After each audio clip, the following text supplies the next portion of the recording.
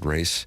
Doug, you can do so on the Callier and Thompson phone lines with Chairman Kurt at 314-974-0101. If you'd rather just text in 314-399-9646, that's brought to you by Air Comfort Service. And then if you just want to talk it over with cute guys, you can do that at the Michelob Ultra YouTube chat. That's youtube.com/TMASTL. So now we've given you the ways to communicate with us. What do you want to communicate to the people? Well, I don't have a lot to communicate with you, Tim. They won. I'm not going to be much good to you. Whoa, something else. Well, despite the win, we're still 5.5 out in the wild card, so A lot of time left. Thank you, A lot of time left. Thank you, Martin. I always like that wild card, Daddy likey. But I don't know that we're going to have time to close the window. Only 13 back of the Brewers. You know, did you see what 13 back? Did you see what Toronto did to Colorado over the last 3 days? Yeah, they took them behind the dumpster. 15-1, 10-4, and 20-1. Well, that Rocky club comes to St. Louis on Monday, and it looks like they're really competing. Oh. I mean, couldn't you... How does Daddy feel about the Rockies? What would Tony say about the Rockies? Yeah. How do you spin that one? With a straight face. You're like, hey, Tony, got the Rockies. Yeah, it's a really tough club. Like, well, I'm actually, going to try hard not to call you clueless. 60 games under 500. No, I don't think you're watching close. Like, what? That is the most hits in a 3-game series in 125 years, Martin, so it's a small sample size. Okay. The Blue Jays had 63 hits in the win against the Rockies. That is the most by a team in a 3-game set since 1900. I know the Prime Ministers are underperforming, Martin. That's Doug's fantasy team. Yes, they are. They're kind of more of the Marlins or Pirates of fantasy sports, whereas the South Side Seamen more of the Yankees. Well, I don't know. Doug, you don't spend? Is that it? No, You don't spend? Sure, I spend right to the limit. And whereas Charlie Marlowe, in a stunning development in our league, released Bo Bichette, Southside Seaman, pounced. It's nice to have Blue Jays on your roster when they go and set a record that has been standing for 125 years. I don't know if the Prime Ministers had Vlad Guerrero or Joe Carter. Nothing. I got some Brewers. My team is just ass. Clip that off. I got nothing. Is it possible Marlowe got sidetracked because Ryan Blaney got a new crew chief? Ooh. I don't know that he did, but I'm just saying that type of information might clog Chuck's brain. He might be in a these days. fantasy auto racing league. I think he probably is. Wouldn't you think the Memphis Redbirds could play Toronto tougher than 15-1, 20-1, and 10-4? I 100% do. Yeah, you would think. Weather will tee those boys up, Doug. Yeah, let him go out there and swing a course. It's just hard to believe how you could be this bad. I understand having some down years, but this bad is hard to do when you're picking from a common draft and there is free agency out there. It's hard to believe a team could be assembled that is this far off the beaten path. I think Manfred calls the Rockies and says, "What's going on? Why are you so bad?" Maybe. It's just a bad look for all of us. Yeah. Don't give up. I just felt the way that the Team USA roster is built, they would have to outscore their opponents to win. Okay. How about that? Got to keep that in mind. Also of note, when you're playing in that ballpark and you get to play 81 games there, only one team has scored fewer runs than the Colorado Rockies in Major League Baseball. Fun facts for no one tell. Want to take a guess? Can I look it up? So one team has scored less runs Rockies all have scored season? 424 runs. Only one team in Major League Baseball has scored fewer. What team is it? White Sox or the A's? White Sox are going to cover that over for me. Tam Avenue Capital Partners will not have a cash call. These are number. not terrible. Pirates are all Pirates. That. Yeah, Okay. Pirates probably. Yeah, you always default. The Marlins are having a little bit of the a Marlins big surprise. renaissance. Yeah, those guys will look great in pinstripes or Dodger blue in the next couple of years, but right now they're wearing teal and playing in front of friends and family in South Florida. If you're on the Rockies and you're at the hotel bar the night before, hey, we got a game early. Get up. Let's go, guys. You're like, who cares? I mean, 54 games under 500 right now. How do you, I mean, professional pride, yes. You're a big leaguer. You are going to try hard. These guys are all in great shape. I understand that. But I would just think, hey, do an extra lap out there today, Doug. Take an extra, shag a little longer. You're like, okay, I will, but. Who cares? It would really be embarrassing, I think, among your peers anyway. That club over there took 2 out of 3 from our Cardinals. That's from Philip Seymour Doffman. Yeah, they did beat them bad a couple times. Yeah. Well, there's a revenge series coming up here in 4 short days. But first, the Chicago Cubs come to town. How do you do? Well, I'm fine. Cubs are leading the wild card race in the National League. They're 4 back of the Brewers. They're going to get a little upset in Chicago there. If Craig Counsell's old squad's got the upper hand, Doug. Brewers just had a road trip. I think there was some weird that is a stat for everything, but it was the first time a team had won like 5 or 6 in a row on the road, scored 50 or more runs, and had 0 errors. That means they're playing good ball. Boy, are they ever. And as I noted on yesterday's presentation, if you were to bet the World Series champion right now, per Bovada, the Brewers are the 9th team in the pecking order of odds to win the World Series, despite the fact that they have the best record in the game. That has to be just because they weren't expected to be much this year. Doug, take advantage. Do you call it value season? I would. Yeah, they're not the team that comes to mind for when the average sports gambler is going to pick who's going to win the World Series. I wouldn't think. They're thinking of the bigger name teams, the Dodgers and the Phillies and the Yankees probably, even though the Brewers right now are probably better than all those teams. And Tim, you're the resident degenerate gambler. That's right. Question. In Vegas, and I'm serious about this, when they set a line or these odds, for example, the Brewers, it would seem that there's some human element to that. Like if you're sitting there putting numbers together, wouldn't you say, well, the Brewers, come on. Is it all driven by stats and data when they put out odds? You have a wide variety of elements that contribute to your lines, both spreads and then what we're talking about right now, futures. So there is an initial line creation, which is created by a wide variety of data. Like an algorithm season, which the Tam Avenue Capital Partners have obviously perfected.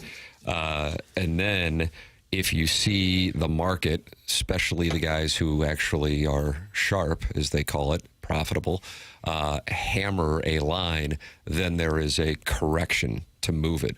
So for profitable sports gamblers, they monitor the markets. Number one, they don't just settle on one line. They shop the lines. But if a line comes out for, what do we got, Texas, Ohio State, which I'm sure is actually set, but maybe a few weeks in, the weekend of September 27th, in honor of my birthday, college football has, what's wrong with that? What's wrong with that? That is a sad little gong, my friend. I'm going to start hitting that one when Tim eliminates himself. Okay. They call that auto-eliminating. You need to be flexible. They said, okay, these guys are hammering this line. We need to move it back the other way. So humans get involved at that point, indeed, and say that's correct.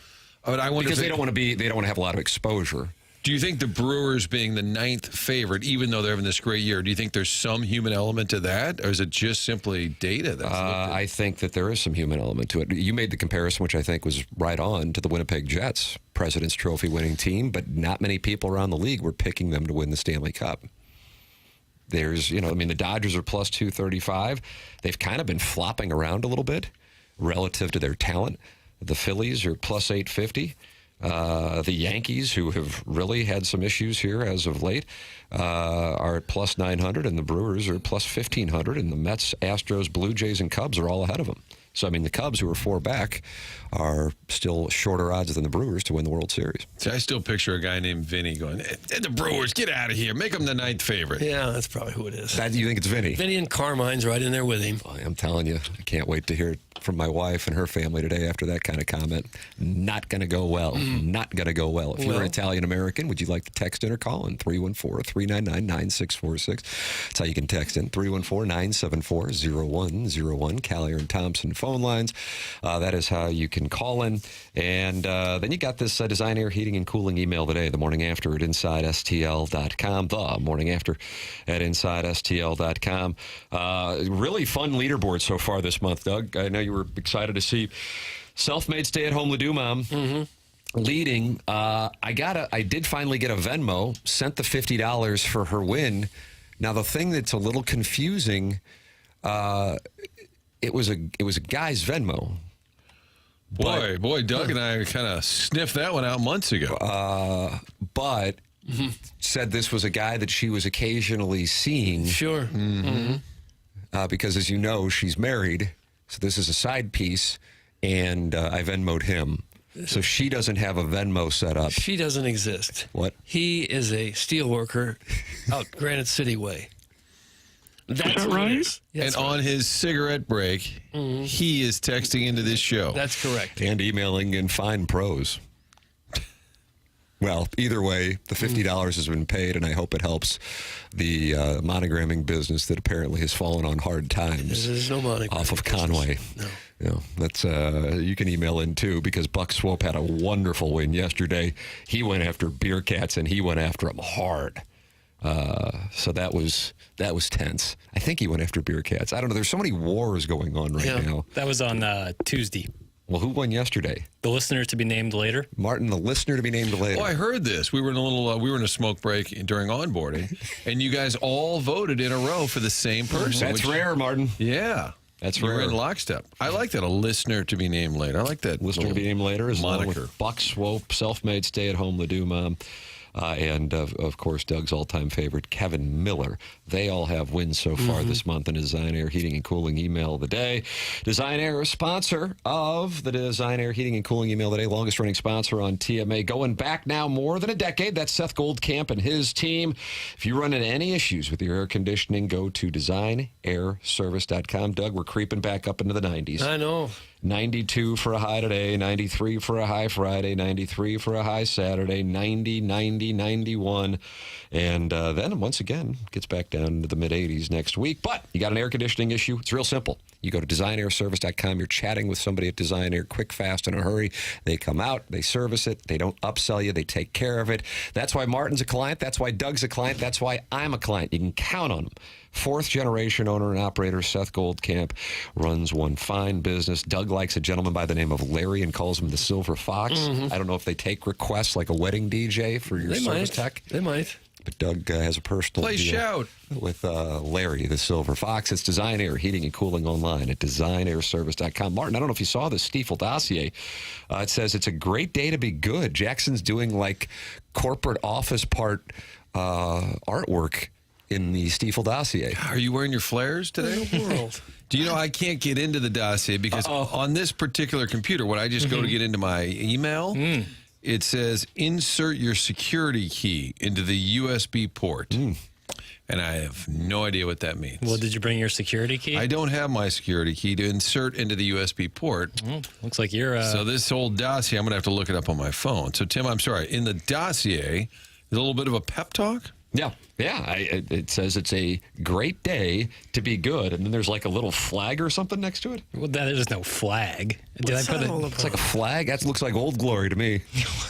I don't know how to even put in a flag. If I could, I would. Well, what is that? Oh, it's gone now. Now it's back. It's Jackson's cursor. That's what it is. I have the live, breathing, organic dossier in front of me, brought to you by Stiefel. Yeah. Yeah. we So go. yeah, There we I don't go. know. I don't know Yeah. why I put that in there. It just felt like it feels like a great day to be good. All right. Well, there you go. And what is that about? What is anything really about? You know? Wow. So Like, existential. anything really Like, about. if you want to get existential, I'm more than Thanks, happy Joe. to. Hey, Old Glory just got put into the dossier. Did you do that? No, Chairman Kurt had to be. who's easy there? Wow, he doesn't like seeing the American Gosh. flag. Oh, what a spin! Wow. Libby Wow. Jack. Surprised There the it hammer is. and sickle isn't in there, huh? Right. Cardinals Corner down. will come your way in segment 7-2. Tim in 7-3. More on Cardinals. No headline for 8-1, but one of Jackie's existential questions. I actually like the question. Thank you. I do like the question. Might take me a minute to read this here. Let's see. Martin reads a dossier. That's in the show notes right there. Okay. Why would this, Tim? Who right now is the poster athlete for St. Louis sports? And then we use the phrase right now again. Who right now is the poster Jackson, athlete for St. Copy Louis editor. sports Right right now? Who is the face of the city, Doug? Compare that to 10 and 20 years ago and evaluate the state of sports here in STL based upon the answer. I think you're leading the witness, but I like it. Chew on it. Don't answer Okay. it now. Chew on it. that. Yeah. Let it marinate. The audience Okay. Kind of like marinate chalk on it as talk. well. Grab your little grease board. yeah. Start scribbling. And maybe, Doug, I don't know if this has ever been done in sports talk radio, but, I'm a frontiersman. You're Mount Rushmore of faces of St. Louis sports right now? Current Mount Rushmore. The current rush. But that's, Martin, that's for 8-1, the beginning of the Fisher Window and Door Store, 8 o'clock hour. So I'm waiting until 8:03 when we have a look around the sporting world.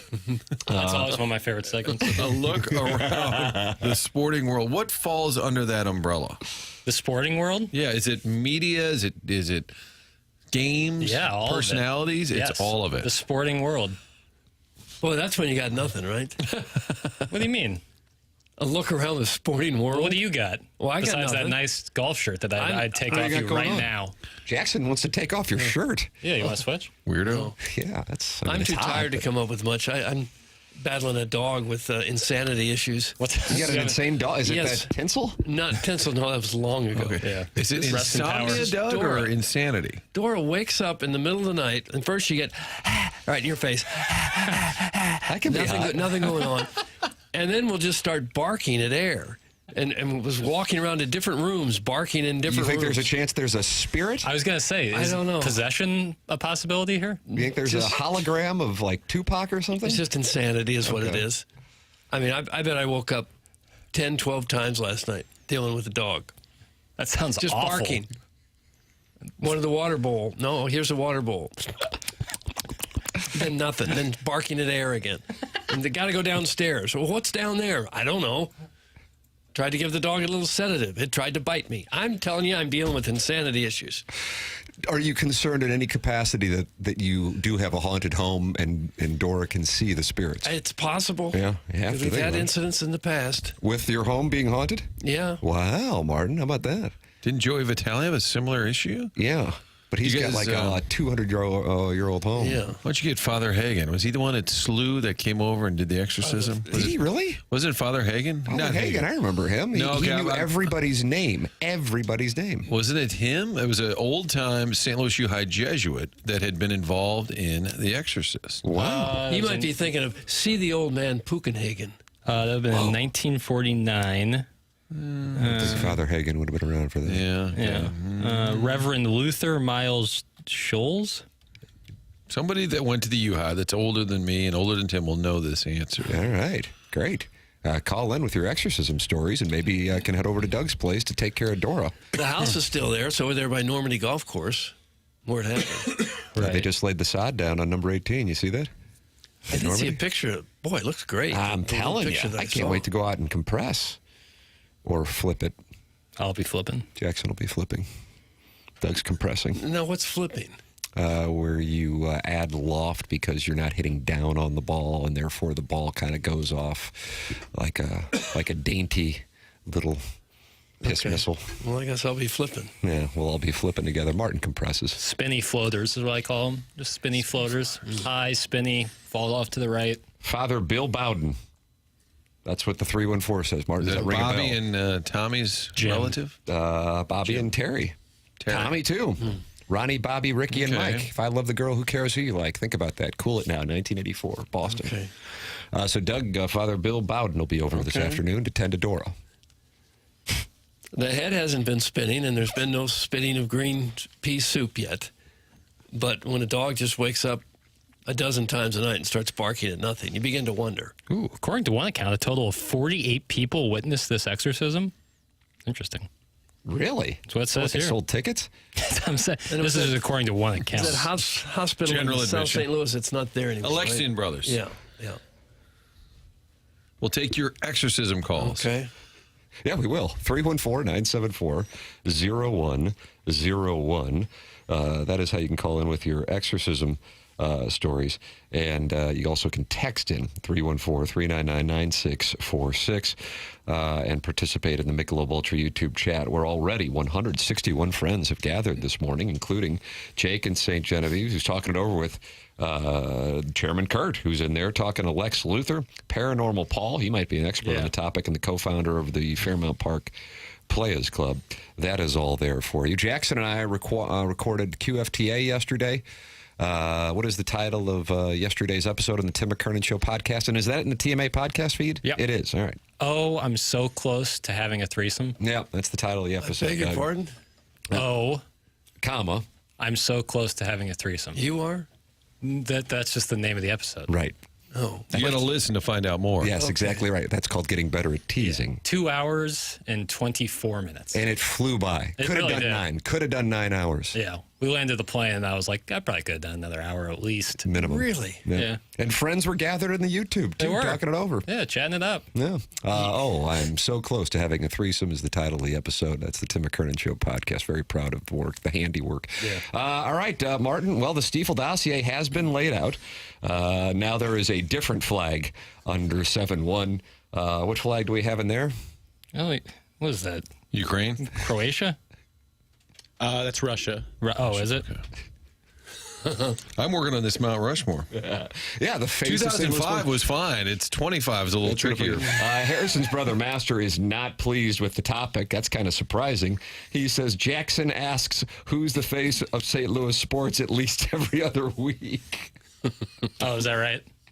You didn't like the comment, did you? No, it's funny. But it could be a changing answer. I refuse to even dignify that. And if you want your name changed in the text Father inbox, Holleran. Cousin John is texting. It was so we're getting wrong information on this Cousin Billy John. Bowden? Cousin John says Father Holleran. That's the name I was thinking of that I'd always heard about, and it's called. And there's a story he sent called "The Exorcist Assistant."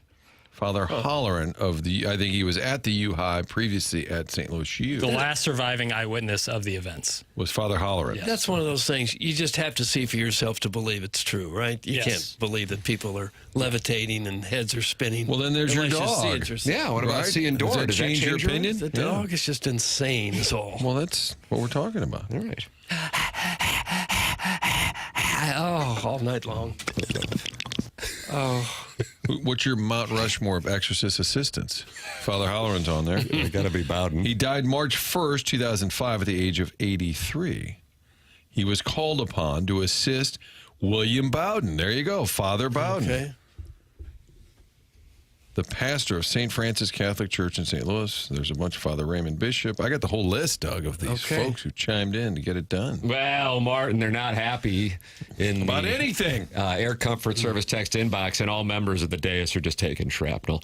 The 919 says, Jackson sucking up McKernan the dirtbag. That's Walter's name for me. Whoa. Jackson big time dirtbag. McKernan is pervert slime dirtbag. Ow. I'm going to agree This with guy- part of that and disagree with part of it. I don't really think Jackson's a dirtbag. But has this guy ever heard of articles? Like, you got to say a dirtbag. Just Jackson big time dirtbag is like less words, less time. Yeah, but I mean, in fairness to the 919, he is communicating his message despite the lack of articles. And of course, articles would be a, an, and the. Am I correct on that? Well, it seems right. Either, it's, send in whatever you want, but That's right. I feel like these are not voice activated texts. These are like blinking, like hostages. That's how these texts are being created. Blinking, yes. They're anti-lemmings is what they are. Martin, you're taking shrapnel from Rusty Pecker. I PLTD'd last night. I legit think Martin owes Jackson an apology for calling him a dumbass. Jackson didn't give you a hard time for having one of your frat brothers on as a special guest because he didn't know what hockey was. You, sir, are the dumbass. That's from Rusty Pecker. And Doug, I'll find some hate for you here there'll be momentarily. Just got plenty. to do a little scrolling. But in general, they're not happy. I think Martin at one point called me numbnuts, and that's a funny one. That's one that doesn't get used enough anymore. And that's funny. I've already forgotten why, and we're over it. I remember why. I It's stand 'cause by the comment for whatever reason. I thought beer trough was just like a floating, That's right. like aquarium That of was beer a dumbass take. that you dip a mug into and just take it out. You thought people were going to the bar and there was just a trough of beer and you would just scoop out.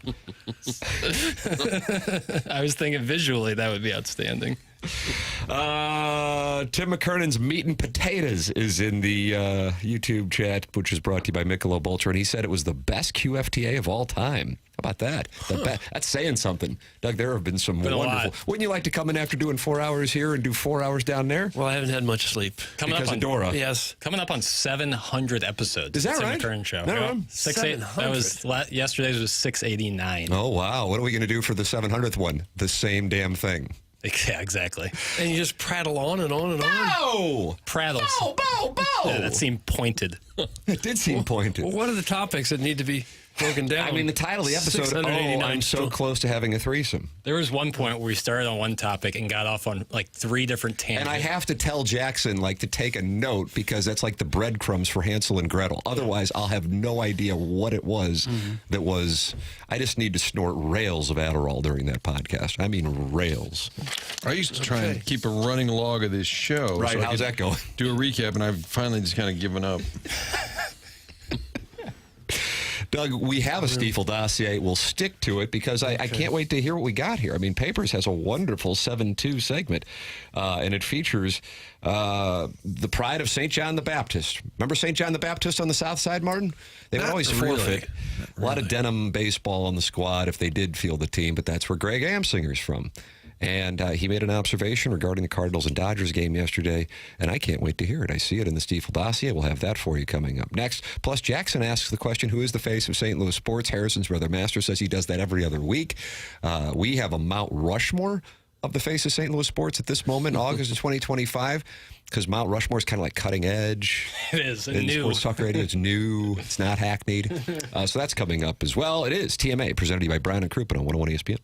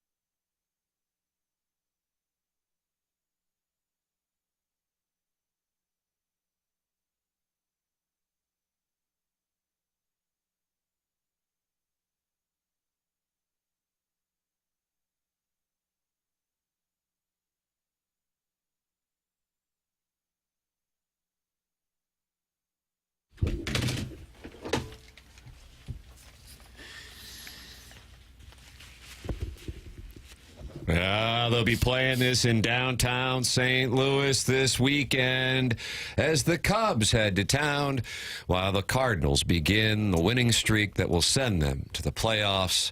And Doug will say, wild card, Daddy. Daddy likey. There you go. Now, what are you going to say if the Cardinals sweep the Cubs and suddenly they're 2.5 games out of the wild card? Are we still cashing it in? Still no hope?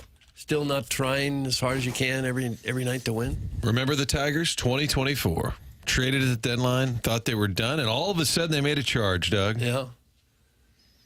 Yeah. What if What if they win every single game the rest of the way? What if Arenado comes Got back this. the last week and says, well, I didn't see this coming, but okay, fine. We're going to the my playoffs. shoulder's better. Yeah. Yeah. Can say, oh, what's this? Oh. See, that's The whole town will be doing that. That's what you'll say. Get involved on the program. Here are your avenues. You have the Design, Air, Heating, and Cooling email of the day. We're giving away 2 VIP tickets to the Stiefel Classic, which is coming up in a month at Norwood Hills Country Club. That includes VIP parking. How about that? It is always one of my favorite events to go to. The morning after at InsideSTL.com. Then you also can text in 314-399-9646. That's 314-399-9646. Air Comfort Service text inbox. Callier and Thompson phone lines 314-974-0101. And you have the Michelob Ultra YouTube chat where they are intensely debating. 170 friends are intensely debating at youtube.com/TMASTL. Jackson's question, which we will tend to at 8 o'clock for the Fisher Window and Door Store 8 o'clock hour.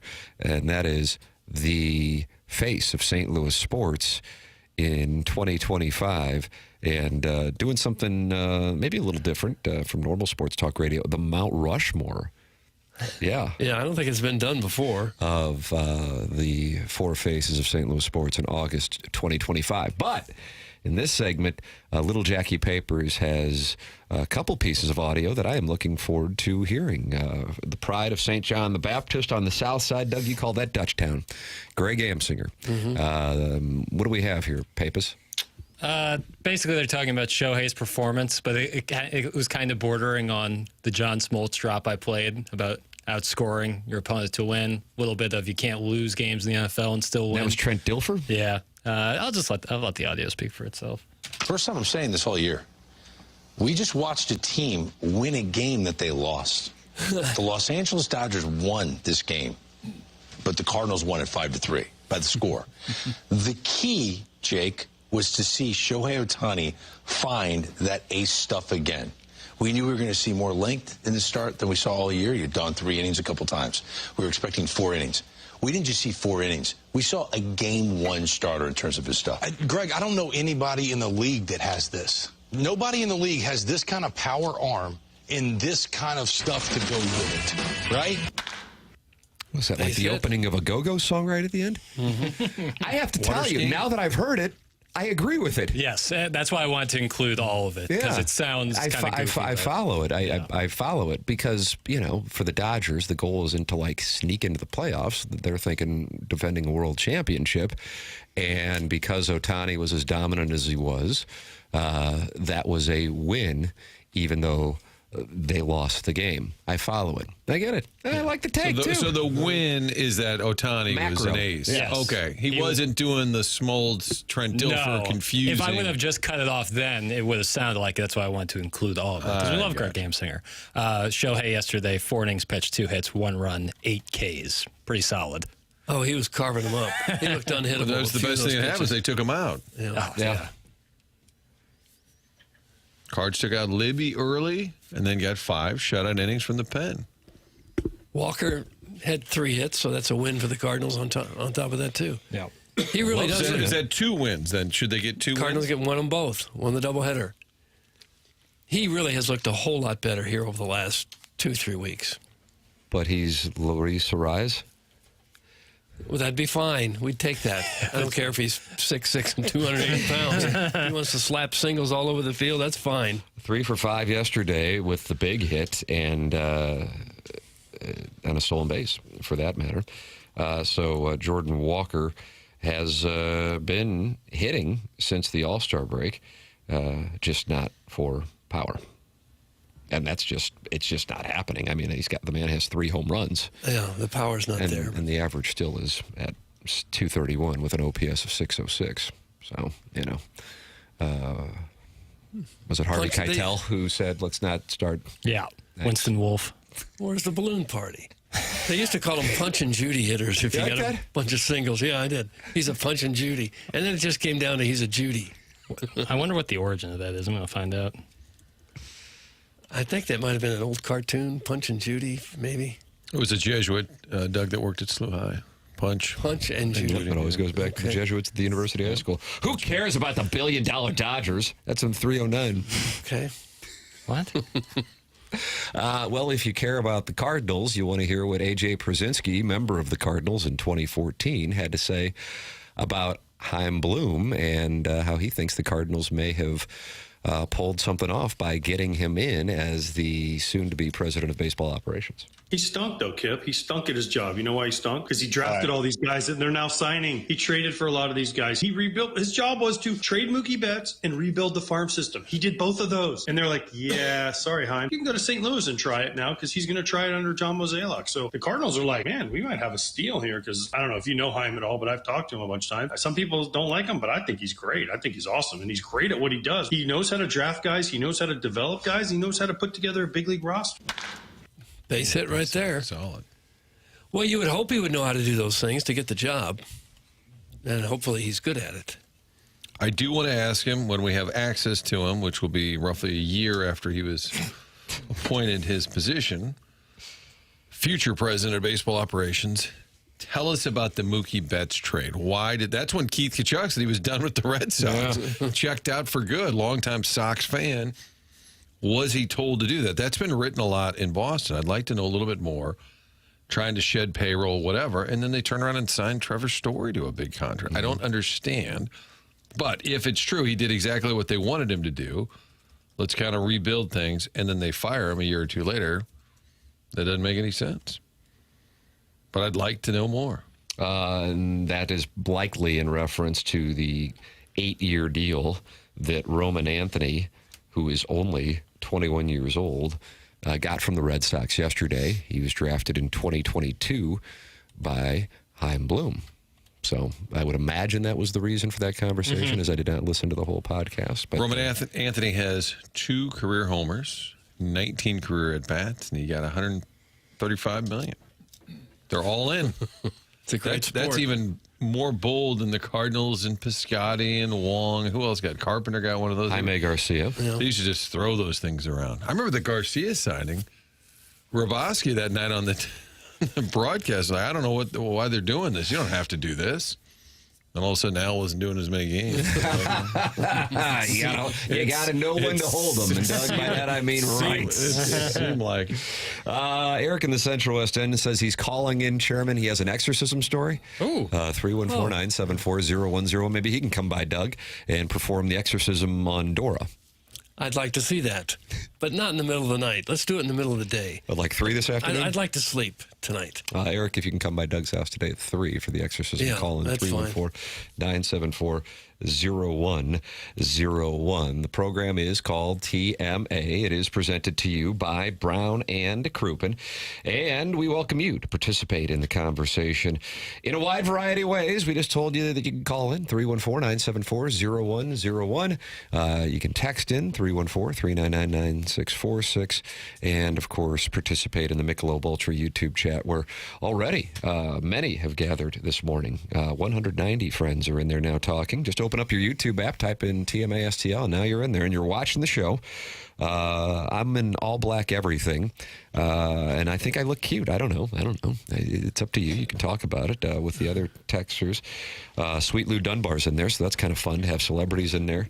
So is Lex Luthor and the TMA remote lamp and Don Peepee. Don Peepee runs the chat. How come people named Lou often get the nickname Sweet? What is that about? Sweet Lou Brown? Sweet Lou Hudson? Nice. Sweet Kai? I don't get that. Yeah. Oh.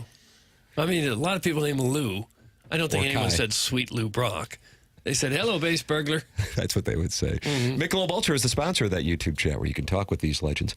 95 calories, 2.6 grams of carbohydrates, sun, and more sun in our forecast. Get out and enjoy yourself with some friends and a Michelob Ultra. It's only worth it if you enjoy it. Maybe you're going to go shave some strokes. Oh, maybe you're going to enjoy some pickleball. Or maybe you're just going to hang out and talk it over about just how wonderful this presentation is. Why do it with your friend, Michelob Ultra? 2.5 grams of carbohydrates, 96 calories. It's Michelob Ultra, sponsor of the YouTube chat. Doug, here's an exorcism story from Eric in the Central West End on the Callier and Thompson phone lines as you solicit his help to tend to the exorcism of your dog, Dora. That's Good morning, right. Eric. Hey, what's up, guys? Hello, Eric. So I went to SLU. Some of you guys know that, maybe not. High school or college? No, college. I went to Vianney. You know that, Doug. Oh, I forgot. Okay. Did you know that? I didn't, but I do know. So you went to SLU, no, but you went to Vianney. Well, Doug, you came to our father-son dances. Oh, yeah, I remember it now. Yeah, I was kind of drunk that night. But So you just but show that's up not at these father-son dances? Plastered. Absolutely plastered. It's kind of naughty. Okay. So Vianney and then St. Louis University. correct. So Okay. this was like it was the fall of 2003. Friend of mine had heard that there had been some exorcism stuff that happened at SLU. All right. Well, anyway, she did some research. Turns out there's some stuff that happened at the top floor of DeBerg Hall. In any event, so she was like, "Hey, why don't we go try to do some exploring?" So a few of us did that. It's not that we broke in, but we kind of found our way up to the top floor of DeBerg Hall. Is that an old dormitory? What is DeBerg Hall? DeBerg is it's the oldest building on SLU's campus. And not being used anymore? But not necessarily a dorm building, correct? No, correct. It's used for office now, but when SLU opened, it was like 1818. That was the first campus building. It used to be classrooms, but it's not anymore. Okay. What's up? Let's go. Let's go. All right. I'm here. Let's go. All right. So we get up there, okay, and the first thing that we noticed was that any holy related statues of Mary or anything like that, all the heads are off, okay? You walk up there and it's like a time warp from whatever happened up there. It was still like that, okay? And there was classrooms, and we're walking down the hall, and at the end of the hall on the right hand side there was a classroom, but it wasn't really a classroom. It was almost like an observation room, but it was like a classroom. And I'm not making this up. There was literally there was a cage in the middle of this room, with an examining table and a bed, and then there was desks around that. So, I can confirm that whatever happened, there was some sort of exorcist thing that happened at SLU, and the evidence is still up there. And it was the most bizarre. It was literally the most bizarre thing that I've ever seen in my life. But you can still see it. So even if the room is sealed off a bit, you can see something? Yes, there was yes. Now, granted, this was 20 years ago. So we went back there because we told people. So we went back there a few days later, and then they had boarded off both ways to potentially get up there. It was kind of boarded off, but we kind of broke our way in, I guess. Oh, yeah, you're like the Goonies. Is it possible somebody just set that up to make it look like something crazy had happened there? Ooh. Nah, there's no way, Doug. This was some weird stuff, man. What were you saying about the headless stuff? Okay, so there was all the statues of Mother Mary and other church related stuff. All the heads were off the statues. All right, give me that head. No, that's different. That's something else. Yeah, no, I didn't say Stingray wasn't up there, but Okay. I wish. Yeah, that would have really. But no, but for real, man, it was the weirdest thing. And then it was the classroom with the observation bed and it was literally a human cage, and that's what was going on. But What again, separates an animal cage from a human cage? Yeah. Size? Yeah, animal probably bigger. Size. Oh. Picturing Hannibal Like I have a Lecter. few gerbils, the cages are small, but then if you had like a hippopotamus, the cage would be large. So how do you know it's a human cage? That's what I'm asking. The bed, because there was a bed. There was literally like an old Like a hospital room, but with a cage around it. Exactly. Nice, Correct. nice, Martin. Correct. Nice. And that's a great way of putting it, Martin. Thank you. And then there was like Me and Eric in the Central West End are going. And then there was like observation desks around that. Like I'm telling you, there was something strange that happened there, and like I said, there was rumors of an exorcism that had happened there, and I'm telling you, that was where it would have occurred. It was the strange. It's so weird up there, and you know, I don't. That's my exorcism story. Oh, darn good story though. Scary. Again, I'm enjoying the show. But if you're involved in that, wouldn't you kind of clean up the evidence after so many years? Say, all right, let's get this room back to where it was, or let's shut it down. You wouldn't just let it sit there. I think that was like one guy's job, and he was like, I'm going to just go get a taco. Yeah. And the people you call them in after you. That's what we thought too. But it's literally like when we walked up there, it was truly it had been untouched, uninhabited for decades. I mean, it was super, super dusty. Like you could tell that no one had been up there in some time. No one had been up there, and literally, there's no way no one had been up there in decades. It was almost like they just had it like left. Frozen in time, a time capsule, Eric, in the Central West End. I like the story. Correct. Wow, look at that. Scary. So, okay, well, this is. It was very eerie. Okay. Yeah. Eric, thank you so much for sharing the call. That's Eric in the Central West End, Doug here on 101 ESPN. I immediately enjoy the elitism of the text line when somebody said, wow, Slew lets in a guy from Vianney. Tough look. What do we have going on here, Chairman Kurt? A number of people now. Paul from the wealthy part of West County is on the Collier and Thompson phone lines. Doug. Oh, didn't he used to give us stock tips? He did, and I think he hit big on one, and none of us invested. No. Good morning, Paul. Good morning, gentlemen. Hello, Paul. That story is utter bullshit. You can't say that. No! Put it down. Paul. I really wanted to hear what his rebuttal was. Is he still on? Yeah. Paul, you can't use profanity. Maybe unfortunately. malarkey. It's an FCC thing. Yes, but you also have a buzzer, right? Yeah, but that doesn't free you up. Yeah. What? Like a Will Clark take. Okay. Well, let's address this. The DeBerg story. It is correct. There was an exorcism by Jesuits. The young girl was there at some point, allegedly in DeBerg Hall. But if you look it up, DeBerg was renovated. That room does not exist anymore. And if you go to the fourth floor, which we did too, everyone pretty much broke into that building and the Superman building to climb to the top of.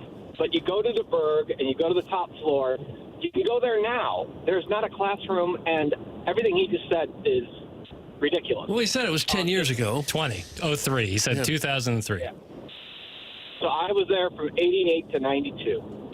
And we broke in there our junior year, so I can even tell you that it was in 91.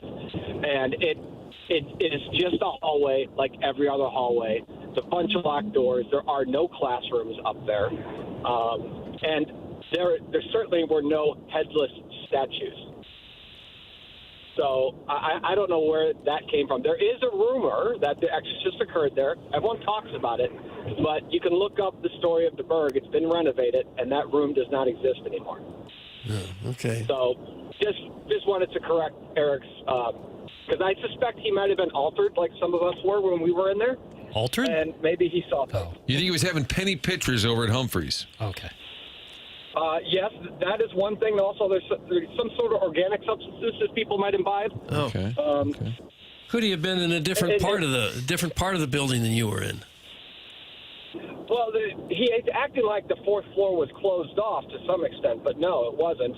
There is not another floor above it, unless he's in like an attic. And I guess it's possible, but the way he said it was the fourth floor. So we've been there, and you can go there today. I understand that he's saying it's changed since then, but that There isn't even take a classroom on the floor. How about this, Tim? Why don't I have Coach Shirts walk over there right now and just give us give a friend of the show With like just- a lantern. I think he would. I think he would do it. I think he would too. Chris May's probably calling to would, meet yeah. with him about NIL. He's like, hold on. The I'll do boys won't be breakfast and over then to Deber. I'll head up there. Thank you, Paul, for any stock tips that we can invest in here. Yes, there's an IPO starting today for what's the space? I forget the name right now, but the space company IPO. It's going to start at $45. Elon Musk. 10 years from now, you'll be a billionaire. No, Wow. it's not What is it? Do you mind if you? It's kind of awkward because your phone's cutting out at just the key moment of Yeah. stock tip. Hold on. Yeah, Doug, I think it's worth it to let him. Okay, that's better. I'm off the Bluetooth. But yes. Wow, finally. It's a space. What's the stock? Sorry, Martin. What is the stock? I'm doing things. Give it up. There is an IPO today that there's only one today, so it shouldn't be that hard. Is the stock? It is a space company, and they have actually landed on the moon, which is the only company to be able to land and standing up and stuff. They have 4 or 5 different rockets. 10 years from now, The stock, when we're on please! Mars- Is he not allowed to say the name? Can you not say it? Oh, I can say it. Well, you make me look it up. Firefly Aerospace. Thank you, Firefly. Thank you. Thank you, Yeah. Jackson, for the great Okay. stock tip. Gosh. It started to remind me of Wheel of Fortune when they couldn't say company names. And you worked for what? A professional baseball team in the city of St. Louis. Well, good for you. I mean, they couldn't say the name. Yeah. Firefly Aerospace, and we're going to become billionaires? Yeah, 10 years from now, yes. There, Doug. Okay. That'll be fun. They're talking about building nuclear power plants on the moon, and they're going to need people like Firefly to do that. Yeah, I heard something about that. All right. Yeah, Firefly is the only company so far that's been able to put a rocket on the moon and land it straight up so it can take off again. Oh.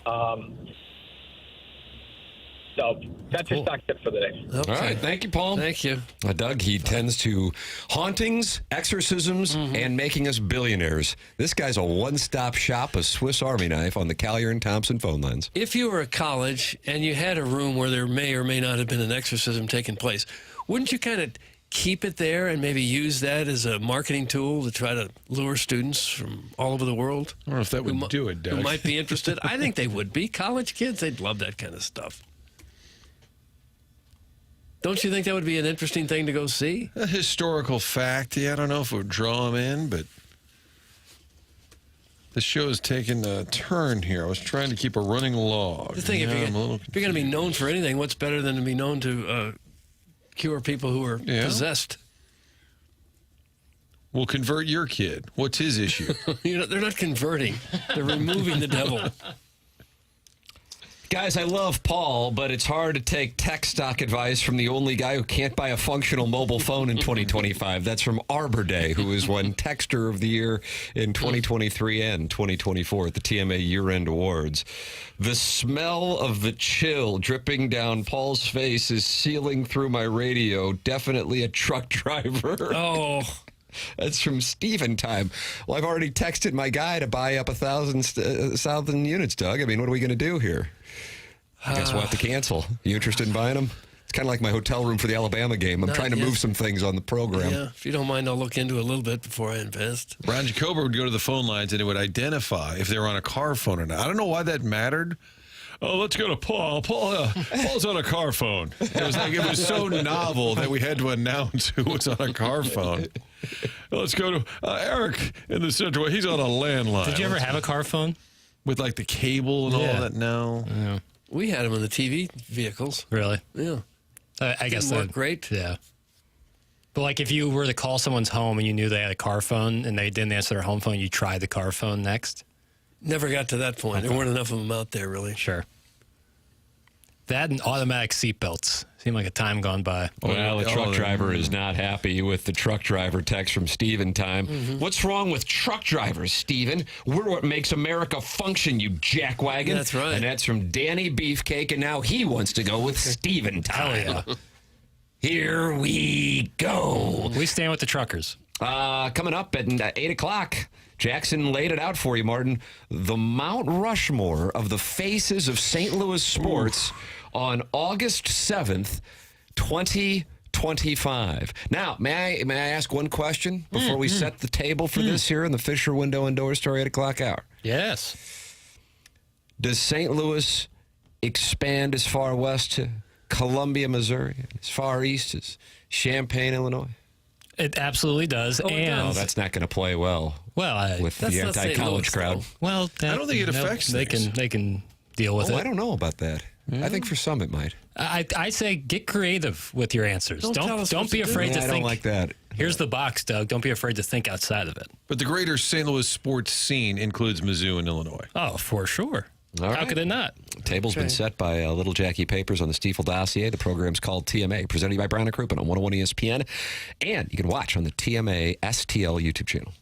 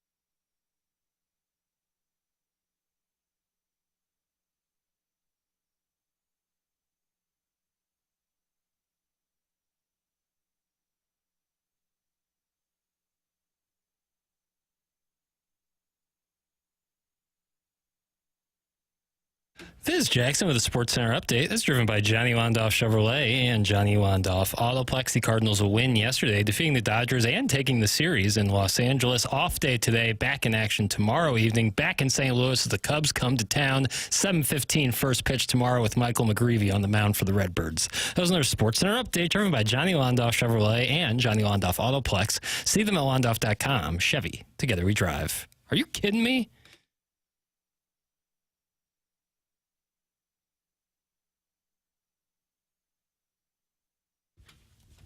Whoa, scary.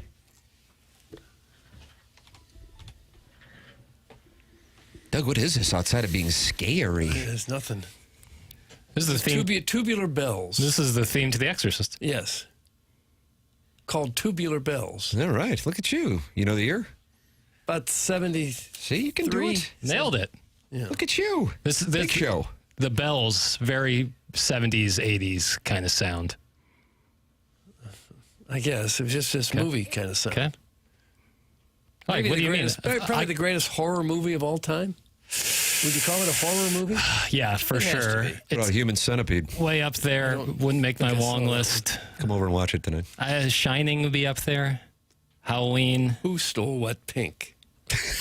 That's the documentary. Yeah, that's the 30 for 30 I'm working on. Yeah. All right. What an expose it'll be. All right, Martin Jackson set the stage here for this Fisher Window Endorsed 8 o'clock hour on the Morning After, 101 ESPN and the TMA STL YouTube channel. He wants to know a question that Harrison's brother Master says he asks every other week. I don't recall it, but it's possible because Harrison's brother Master has a great track record on the program. The face of St. Louis sports, and then we're doing something kind of different for Sports Talk Radio. We're going to say the Mount Rushmore. New idea. Yep. Mount Rushmore of the faces of St. Louis sports on August 7th, 2025. Have you put together your hashtag Mount Rushmore? Well, I have. What do you got? Yeah. I have. I'm assuming that we're talking about the best known people. Not necessarily the best. Jackson, it's your question. The best at what they do, but the best known people. Yeah, I said to get creative, and I don't think there is a wrong answer here. Okay. If you can expound on your answer, then I think everything is there. Can you expound? Well, I'll try. Yeah. I've picked mine based on who are the most recognizable, who are the people that are most in the news, that are most well known among St. Louis sports fans, casual fans alike. I'm going to say John Mozeliak. Everybody seems to have an opinion about John Mozeliak. I'll say Jordan Bennington. I'll say Nolan Arenado. And I was torn between Eli Drinkwitz and Doug Armstrong, and I'm going to go with Drinkwitz. Wow. It's almost like a sports talk show, Mount Rushmore. These are all... Yeah, I see what you're saying. Like these are all kind of like hot figures, topics. yeah. Not necessarily popular, but in the crosshairs. I think it's a very fair answer. Very talkable. Jackson supports your answer, Doug. How's that make you feel? Makes I know a lot you're of dealing sense. with the haunting in your house, but you got the support of Jackson. See, I went in a different direction thinking prominent players of value at this moment that you can kind of look to as the best on their team. So I went Jordan Bennington, kind of the face still of the Blues. Friend of the show, Robert Thomas, not far off that mountain. And then I went with Mason Wynn. He is my face of the Cardinals currently. Now, you can debate whether it's maybe not the same as the Albert Pujols era. No. But I've got... Doug, geez, I'm just giving the kid a chance. Doug hasn't slept in 2 days because of this exorcism situation. I went Jordan Bennington. I went Mason Wynn. I went Eli Drinkwitz because with Mizzou football currently, I don't have a guy that I'm pointing to. Maybe Gabe DeArmond could be in the mix there. Nice. Too. I like that. And then for City, I just put blank. So I'm at 3. You couldn't come up with 4. What about the Battlehawks? You could have said Roman Stully. Berkey. Stully. I got Stully up there. He and Drake are kind of like constants. Players come and go. Right. They're constants. No doubt. The current list is lagging. Yeah, I think that's Jackson's probably overall point. Doug, this is my others receiving votes. Eli Drinkwitz, Robert Thomas, Jim Montgomery. And then I balanced 2 nationally known figures who are not necessarily involved with their work in St. Louis. Joe Buck and Sophie Cunningham. Faller, Jackson, on the Twitter tweets. And then locally, I went Jordan Binnington and John Mozeliak. There is my Mount Rushmore of faces of St. Louis sports in what we are currently called the winter of our discontent. Okay. I just don't think Sophie Cunningham is considered a St. Louis sports figure. Well, I said it extends out to Columbia. I asked questions before I submitted my votes. She's never played here. She played for Mizzou basketball. But nobody knew her when she was there. Not true at all. A few diehards. But wouldn't that be akin to being like having Brady Cook in the discussion? Yeah, they played in Mizzou and Columbia, but they're not currently a part of the St. Louis sports scene. Drinkwitz is. Yeah, so that would bring in Jason Tatum and Bradley Beal. Matthew Tkachuk. Yeah, I said to get creative. I was told to get creative. I don't like to be told what to do. I think Matthew Tkachuk and Jason Tatum are on that list. So who else is on there? I don't know. Mozeliak and Binnington. So Faller's not. No. Others receiving votes. Well, Brady Tkachuk. See, that's the thing is I would say just because of his success on the ice, I would give the nod to Matthew over Brady. But I think you can make the argument for both the brothers Tkachuk, Tatum, and maybe someone like Sophie Cunningham. If you're talking about like national Q rating, I would say those four have a higher Q rating than anybody in St. Louis. Well, it's a lot more exciting list when you throw Jason Tatum on there and you throw Matthew Tkachuk. I like that. You did get creative. Yeah, the box thinking outside of it. You could throw Max Scherzer in there. But he's 10 years ago, still pitching in a first ballot Hall of Famer. Max Scherzer, Clayton Kershaw tomorrow night in Los Angeles. Hello, friends. That's actually really awesome. Okay, so we didn't really come up with a consensus? Jason Tatum's a face of St. Louis sports. All the other local teams are utter trash for the foreseeable future. That's from Tervis Parrish, and he's not happy. But when you think about sports in St. Louis, Jason Tatum isn't the name that comes up. The name that you think about are the people involved in sports in St. Louis. For sure. And how do you guys look Garrett Hampson in the eyes and tell him he's out on this Mount Rushmore? That's from Kwame Voyoukas the fourth. It's hard. What about Vlade? Even though he's on Diamondbacks now or something? I put him on there. Pozo. Warrison Woods Wacko has Michael Wellington at number 5. He has himself at number 4. The Tkachuk brothers at 3. Hope Solo at 2. And Battle Hacks quarterback Max Dugan. Doug, he is the George Washington. I don't know about that. What in the Gen Z logic is this segment? That's from former TMA fan page moderator Neil Allen Craig Paquette. So I'm going to need a follow-up to that. What is your problem with it? Because just identifying a problem with no solution is useless, I would say. That's essentially our business. Well, maybe... Is our business useless? Yeah, we're not the ones in the arena. We're the critics. Right, because we can't get into the arena. No. That's the thing is we chose not to be in the arena. Oh, yeah, we could have played. Right. Jackie, you trying to get to Bristol? Is that what this is as a producer? No, I don't think I'd fare too well out there. Push us in a Bristol direction? No. What do you got for the boys today? Yeah, I'd be like, what do you guys think about these gutted bagels? And then it'd be like, all right, get lost, kid. Is Dak Prescott a top 5 quarterback? Oh, I can never do that. Not for me. Although, shout out to Dak. He seems like a good guy. Mizzou's not in St. Louis. You're right, but I would consider it in the St. Louis sports area. Both Mizzou, Illinois, SLU Hoops. All the above. So you guys from Chaminade? All this discussion of Tatum and Tkachuk is so front neck of you. That's from Hooterville's Regional's Chief Parading Officer. Yeah, if you were like that's the kind of the fun part is like if you were to make a list of say the Tkachuk brothers, Jason Tatum, and like Becky Sauerbrunn, that would be all 4 and went to high school in 1 mile of each other.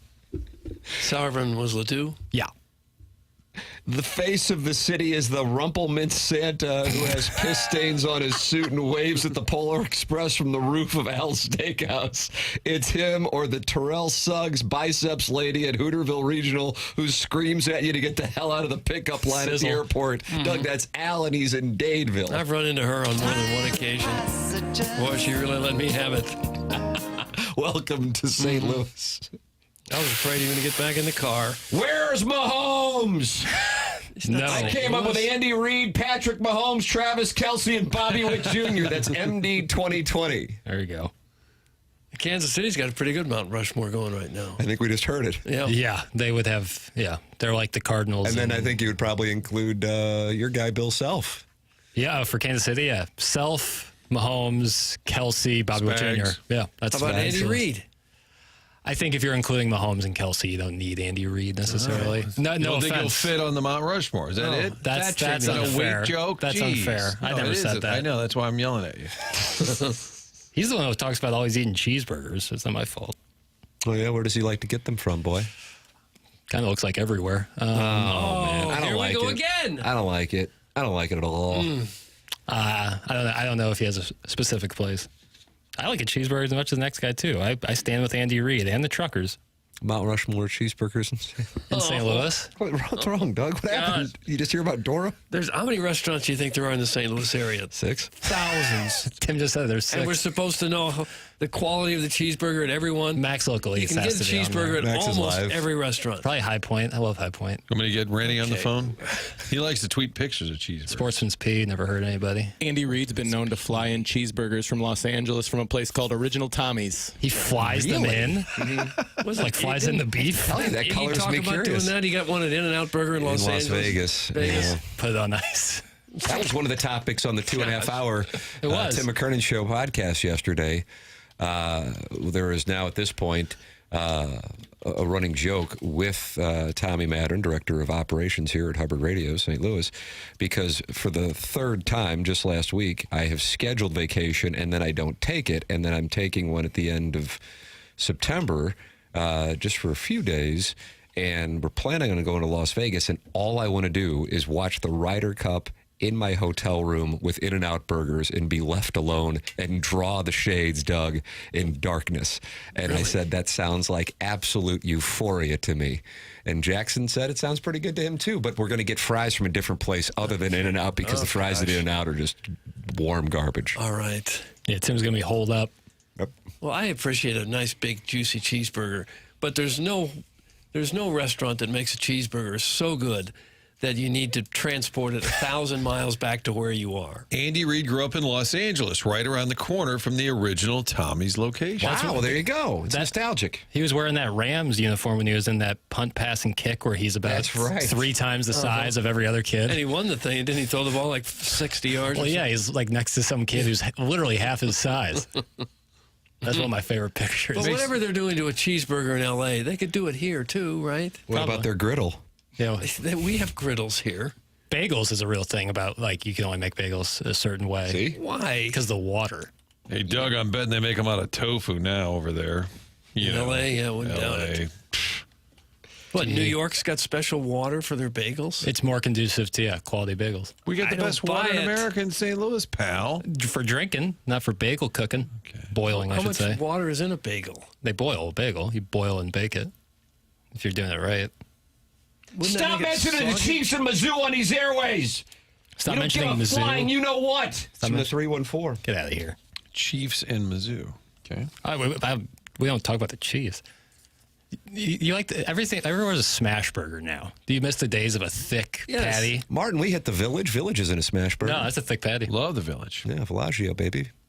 Little waffle fry on the side. Maybe I'll get some Village tonight, Doug. Want to come over and watch Human Centipede and eat Village? Ooh, ugh. This is right about the time Frank would ask Carl's to swing by. Boy, wouldn't mind a Carl's. That wasn't a shot to Village, by the way. It's more the picture you'd be watching while eating it. I think I always thought a smash burger is just an excuse to not put a whole lot of meat on a cheeseburger. That's why you get a double. You'd have to. Yeah. Sourdough bread is the best from San Francisco because of the foggy climate. That's from the I 314. don't know. I have to think you can make any of that right here if you had the recipe. What do you think of the foggy climate? I don't think that affects the sourdough. Oh, big tough. This guy. Block him. Tim, did you hear me? I picked Sportsman Park for my Mount Rushmore Who's burgers that an because impression of, Martin? you like Sportsman's Park. Tim. I've been going to Sportsman's Park since I knew how to speak. How about this guy? Block this fella. Block You him. just kind of channeled your Bob Costas, where you just threw your voice completely into a new character. That's in my head. That's what all these people sound like when they're complaining about something I would trivial. block him because he's caused you trouble in the past. Can you No, talk he's like that fine. the Block rest? him. No, talk like that the rest of the show. Okay. There it is. Jackie Papers is finally fighting back today here on TMA. The program is brought to you by Brown and Crouppen, and our 8 o'clock hour is sponsored by Fisher Window and Door Store. You are welcome to participate in a wide variety of ways. You can call in the Callier and Thompson phone lines. Chairman Kurt, update me on who the friends are who are gathered. 314-974-0101. That's how you can call in. And then you can text in 314-399-9646. Air Comfort Service is the sponsor. Air Comfort Service is the sponsor of our text inbox, 314-399-9646. And then a very active Michelob Ultra YouTube chat. 237 friends are in there, including the Crystal City Liquor Man, St. Lunatic 92, and Darth 007, who's talking to Jake in St. Genevieve. Mizzou is as much Kansas City as is St. Louis. It's from Jake in St. Genevieve. So he does not like that Eli Drinkwitz was on the list, I guess. I don't know. Okay. Or maybe. But isn't Drink right now the face of Mizzou? Brady Cook a year ago. But at this moment? I would say so. Yes. Yes. Perhaps somebody emerges. It'd be wonderful if somebody did, because that means a hell of a player. Cardinals face. And I know Mizzela probably is still the face. I think so. Yep. Will we be saying Chaim Bloom a year from now? Jackie, file this away for 1 year from now. Or will we be saying Mason Wynn? Or will we be saying Albert Pujols? J.J. Weather. We'll probably be saying Chaim Bloom. Because they got a rebuilding job to do, and we'll nitpick every move that he makes, too, good or bad. We'll start to hate him eventually. Very much in the news, yeah. He's in the honeymoon period now. He's the backup quarterback. He's holding the clipboard. We like him. Face the Blues. I went with Bennington. One of you guys went with Thomas, right? Friend of the program. I had him just outside the I think Bennington would be the consensus there. Yeah, Bennington, yeah. Well, didn't somebody go with Armstrong? I said Drinkwitz nosed out Armstrong for the last spot.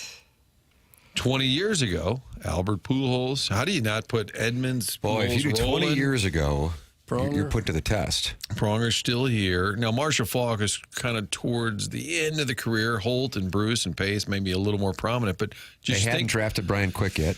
Just think about those names in the mix for your Mount Rushmore. Pace, Faulk, Bruce, all Hall of Famers. Pujols, Pronger, Hall of Famers. I mean, that's... You had the MV3 coming off of... and then they had another 100-win season. In the mix.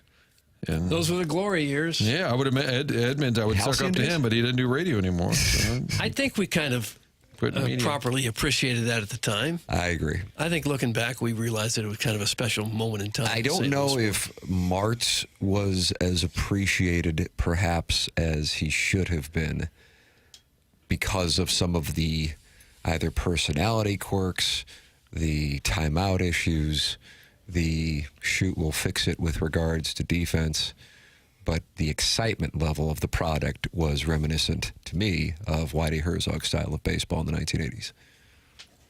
Yeah. Yeah, you had the Whitey ball, and then you would just say, greatest show on turf for that era of Rams football. And with March, you include 99 because of the offense that he instilled. Doug, will you give me your Mount Rushmore of Billy Devaney draft picks? Thanks. That's from Yasiel the Boy Puig. Would Brian Quick have been in there? No, I think Jason Mr. Smith, Pick. Jason Mr. Smith, Pick. Ty Hill. Yeah. Well, Ty Hill would have been that Linehan era. So now Billy Devaney, Doug, I'm going to say what were the years 2009, 2010. So they had that Jason Smith pick. Yeah. Wouldn't that have been Sam Bradford as well? Sam Bradford. That's correct. 2011. Everybody seemed to like the Sam Bradford pick. It was him or Ndamukong Suh. I recall being on Ndamukong Suh. Really? I'm proud of that. But they were desperate for a quarterback. And they were counting on it. But at that time, the Big 12 had a lot of guys who put up big numbers and then got to the NFL. And he was a monster in Nebraska. Ndamukong Suh? Yeah. Yibbit. That's from Doug's prison wallet, Doug. Yibbit. The March entertainment level from a media perspective was LaRussa-esque, where whatever they said tended to get a reaction, or they were never boring at the mic, I would say. No. Even if they were snapping at somebody, it made for good content. Get involved. Give your suggestions at youtube.com/TMASTL by texting in 314-399-9646. And you can also call in the Callier and Thompson phone lines, 314-974-0101. The program is called TMA. It's presented by Brown and Crouppen on 101 ESPN and the TMA STL YouTube channel.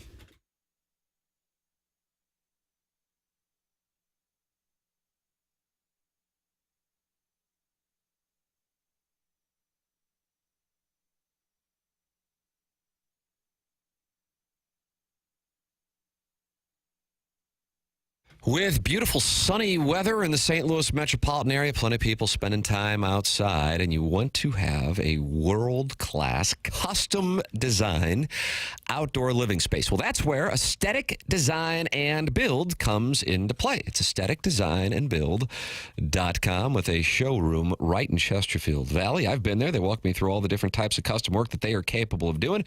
Got to know Dan and his team. They've been to my house. You can add on a pergola, or if you're looking to shade your covered patio with retractable screens, they can do that. Plus, they can do a full-on custom deck for you as well. It's Aesthetic Design and Build online at aestheticdesignandbuild.com. They truly are a design company that can think outside the box and offer unique solutions and designs for your outdoor living projects. They offer custom deck designs, opening, closing pergolas, and roof motorized shade and screens and under deck ceilings. That's really their specialty. It's Aesthetic Design and Build. Outdoor living spaces, expertly designed. Let them know you heard about them on TMA online at aestheticdesignandbuild.com.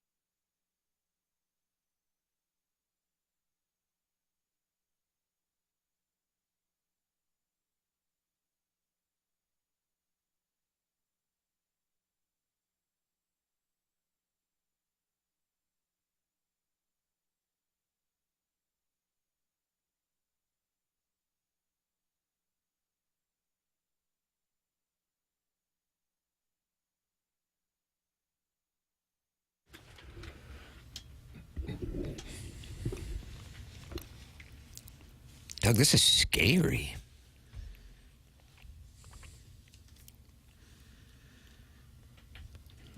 Okay. They definitely borrowed a little bit from that exercise. That's what I'm saying. This was like the 70s sound for horror movies. Was This is Tubular Halloween. Bells. Yeah. The Halloween theme song. It's Halloween. It's time to scare the pants off your friends. That'll be my theme today, is haunting music. All right, I like that. Jackson's theme. All TMA because 101 of Doug's dog. Yeah, Dora, who is going to be exercised by Eric in the Central West End. And then after that's done, you're going to come over to my house. We're going to get Village Burgers, crinkle cut fries, and watch Human Centipede. There's your Stiefel dossier for the day. Okay. Sounds like the worst day ever. This is a science movie, The Human Centipede. That's correct. You could say that. Medical. Insects and bugs. Right. And you can do Mount Rushmores while you're eating the burgers. Just one after the next. It'll be fun. Eating the burgers with your hands covering your eyes. Doug, we are only 3 weeks away from the opening of your Missouri Tigers 2025 college football season. And ESPN just came out with the 32 teams that can win a spot into the 2025 college football playoff. 32 teams can get in. It says ESPN. They've just decided this. Well, Heather Dinich. Okay. So you take the top 25 rankings. There's 25. And then you get the next 7. There's your 32. Is Right? Missouri in this list of 32? What do you think? I'm going to say no. And when they say can get in, they say it's reasonable, a reasonable I'm going to read choice? it word for word because, candidly, I'm getting exhausted. Okay. CFP 2025, 32 teams can make the college football playoff. Byline, Heather Dinich. It seems a little arrogant to claim that you know the 32 and no one else does. You want to get Heather Dinich on? That is just 32. Well, we just had the arrogance to come up with a Mount Rushmore. That's only 4. At least she's got 32. That is true. She 8X'd us. Doug, do you think she has Missouri in there? Probably not. Jackson, do you think she has Missouri in there? No. That is correct. Missouri is not in there. However, 6 of the 12 teams they play in the regular season are in the list. Doug, would you like to name those 6 teams? Martin, this is Doug, and he is a really good player at guessing games. The teams that they play that can make the college football playoff. Okay. You mind if I look at their schedule? Jeez, I don't have to have it memorized yet. I think you got to kind of have it memorized. Okay, At this point. It's a little- Alabama. That's correct. South Carolina. That's correct. Texas A&M. That's correct. Oklahoma. That's correct. Auburn. Wardam is in there. And there's one more. That's right. That's right. It could be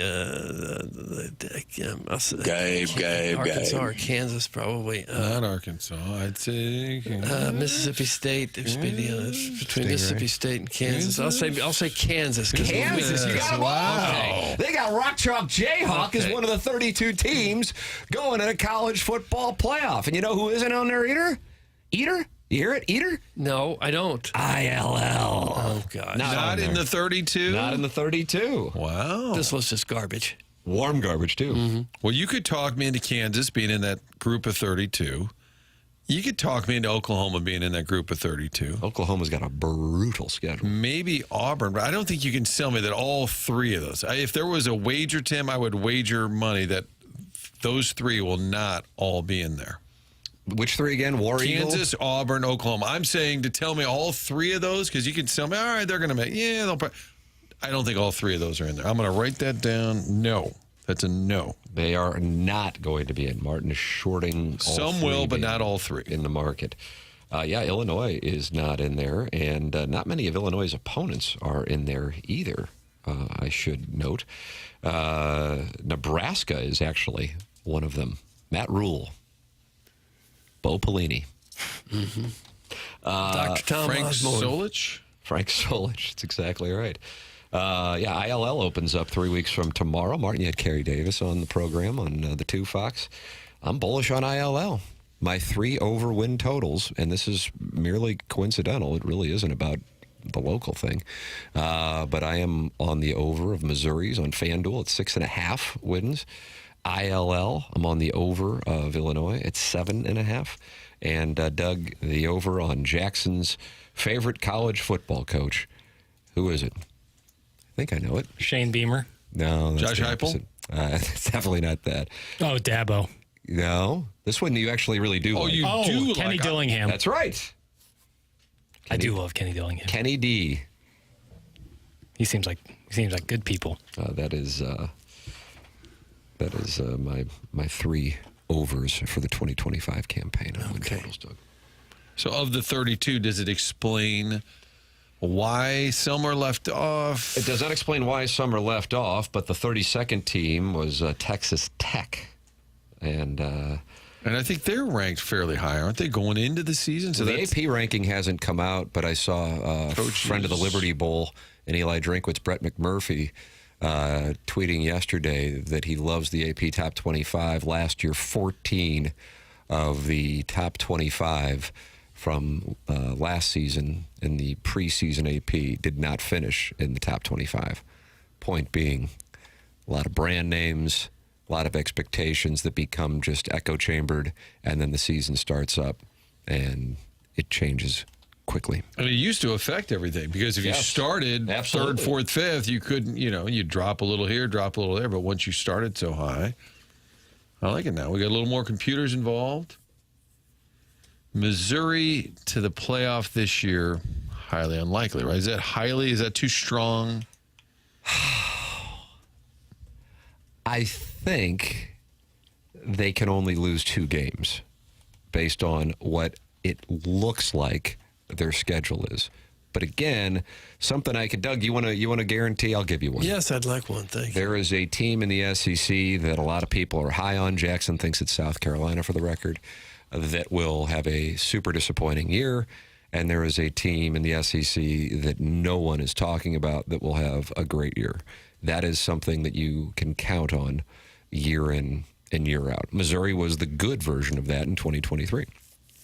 Tennessee, I would say, was the other side of that recently. So, who will it be? Like a Florida could emerge or something crazy? Yeah, Florida has the toughest schedule. Florida and Oklahoma both have just brutal schedules. And so when you look at that, a Florida 10-2 versus a Missouri 10-2, even though they don't play each other, Florida's going to get in.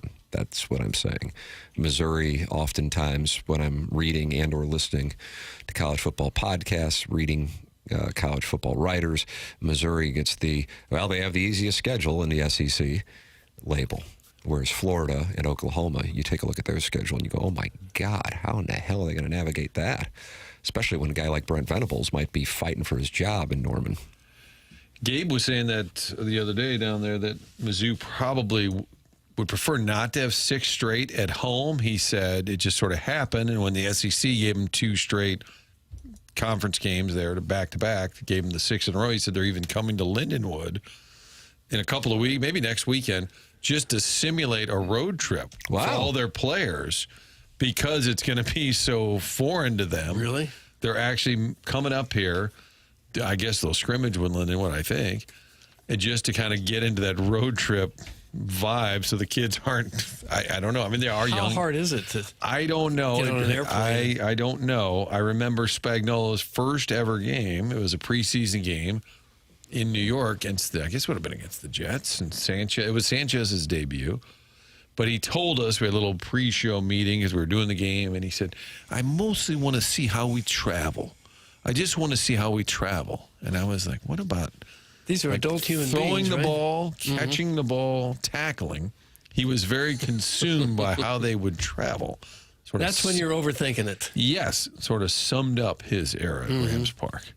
But Mizzou and the 6 straight at home, I was thinking is a blessing, but maybe, Doug, maybe it's a curse. I think if you got a lot of players and you don't know if they're going to behave themselves on the road or can't handle getting on a plane and getting in a hotel room and sleeping at a normal hour, then you got the wrong players. I guess it's just structure and habits. I don't know. Why do you hate Dominique Byrd at the Pepper Lounge? Well, he shouldn't have been there. If Missouri wears gold breeches, look out. Playoffs, baby. That's from Kevin at the Lake. Doug, do you agree with that? If Yes, they wear I gold do. pants? I don't mean yellow. I mean gold. Old gold, please. I was on the 2.5-hour edition of the Tim McKernan Show podcast yesterday. We also talked about Corby Jones, and Jackson had no idea who he was. It's true. Really? It hurts. How time flies. Yep.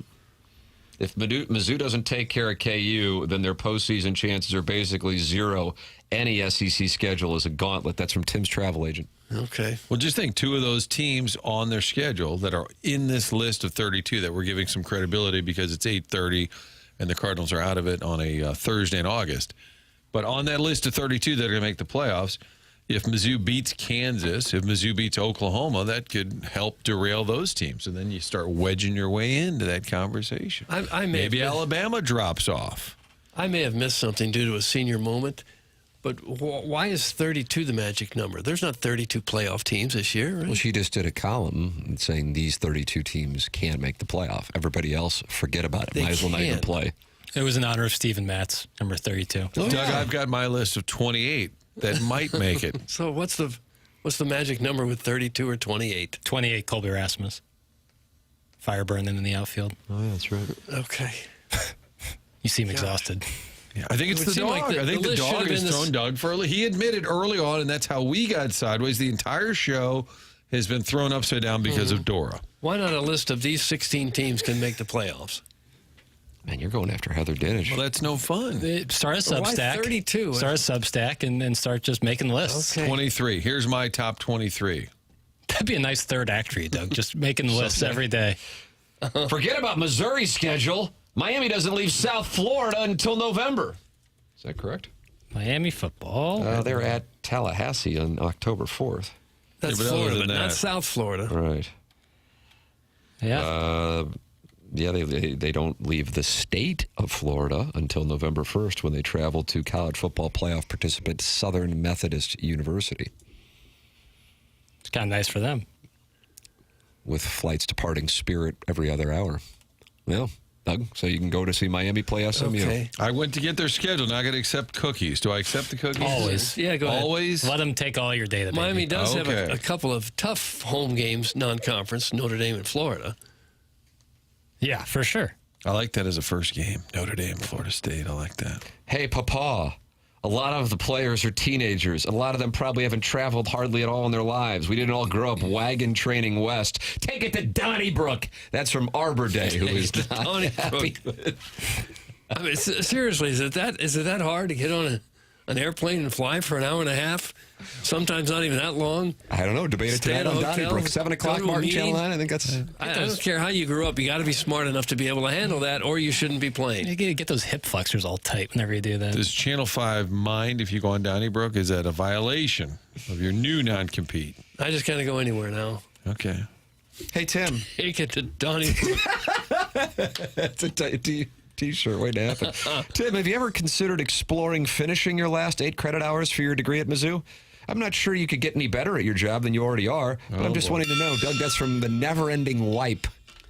What are the hours that you're lacking? I don't know, and I have a feeling many of the hours I've already accrued. If you have a problem with that term, I don't know. I'll let it go. Might be obsolete now, and so I might have to go back and get more. I don't even know if they would have like a file on you. They'd want you to do video editing and things like that. Oh, it has to be like journalism class? That'd be funny, actually. It's probably like a linguistics class or something. Philosophy. Let's go to the registrars. Can you call them live on the air, Jackson? Oh, the office of? Yeah, why don't we see what's doing? Registrar. I remember Jill McReynolds was in charge of the journalism Doug, school. was it Jill McReynolds? She was gone when I was there. Did she later say, I need some muscle over here? Is it? Oh, yeah, So see if we can get her on monster. and find out what classes I need to take, and maybe we can knock those out. Probably online at this point. I think so. And then I can graduate from the University of Missouri. What a moment it'll be. 8's kind of a weird number because most classes are 3 credit hours. I agree with you on that. You're gonna have to take more. You have to take 3 classes. Yeah, probably. I think Mizzou should give you the honorary doctorate at this point. That's a huge miss. Doug, that's Mr. Nipples. Is reading a text self-laminating or no? It's borderline. Oh, that one's soft. I like the soft one. It's growing on me. It was difficult to travel in college and play the same day after a long bus ride. Energy is always low, and legs never felt great. Traveling earlier and by plane, of course, would be easier. That's from the 636. Well, you think? It's a big reason. Here's a clue for you. They don't travel the same day they play in the SEC.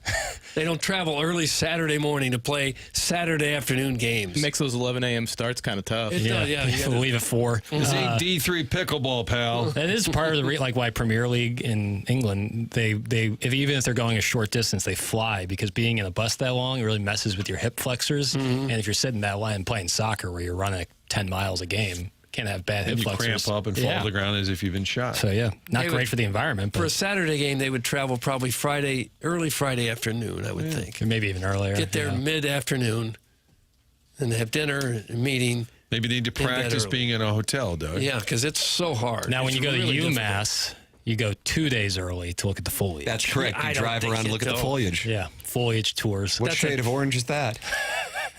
That's what the secondary does. Take the Donnybrook. The secondary is on color spectrum patrol.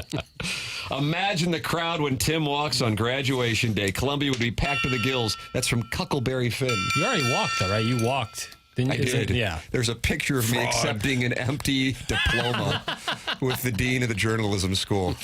Missy, he didn't even graduate. Yeah. Why are we going down there? There's a certain irony in that. Oh, God. But the logic was, in this industry, the grades didn't matter. And my God, this program couldn't be more proof of that. Right. I mean, we're never going to amount to anything. Right. But we do have jobs. Right. You mean like grammar and stuff? Well, one of the classes is media laughing. I had to take my final 3 hours. Chuckle. When and how? At a library, Tim. That's how I got my final 3. Oh, so you did have 3 left when you left? Yeah. Wow. Because I had Go taken to Rochester, Minnesota? Last semester somebody told me, here's a cakewalk history credit for 3 hours. Ancient history, piece of cake. It was the hardest thing I've ever had in my life. And I gave up on it, and I flagged the thing. Flagged it. Wow. So I had to have 3 more hours. So I went and took one. It was called correspondence courses at the time. Yes, You go to a library, and the librarian would give you the test, give you the book, and then the test. I took history of Missouri. That was the easiest class I'd ever had in my life. What's the state bird? It was that kind of stuff. Yeah. Is it Blue Jay? I think it is. Yeah. Kind of a surprise. Mm-hmm. I just go because the Jeff City High School mascot is the Blue Jays. So I'm sure now you could knock off some hours online and maybe get a job. Get a real job. Email in the morning after at InsideSTL.com. Design Air, sponsor of our email today, the morning after at InsideSTL.com. That is how you can partake in the program. And if you win tickets to the Stiefel Classic and VIP parking. That is the prize for today's Design Air Heating and Cooling email of the day. Maybe tomorrow I'll give away $50 again, just like I did with the self-made stay-at-home Ledoux mom, but I had to Venmo it to a guy because I guess she doesn't have a Venmo set up yet. There's no she involved. So you can get these tickets by winning the Design Air Heating and Cooling email of the day, the morning after, at InsideSTL.com. The program's called TMA. It's presented to you by Brown and Crouppen on 101 ESPN.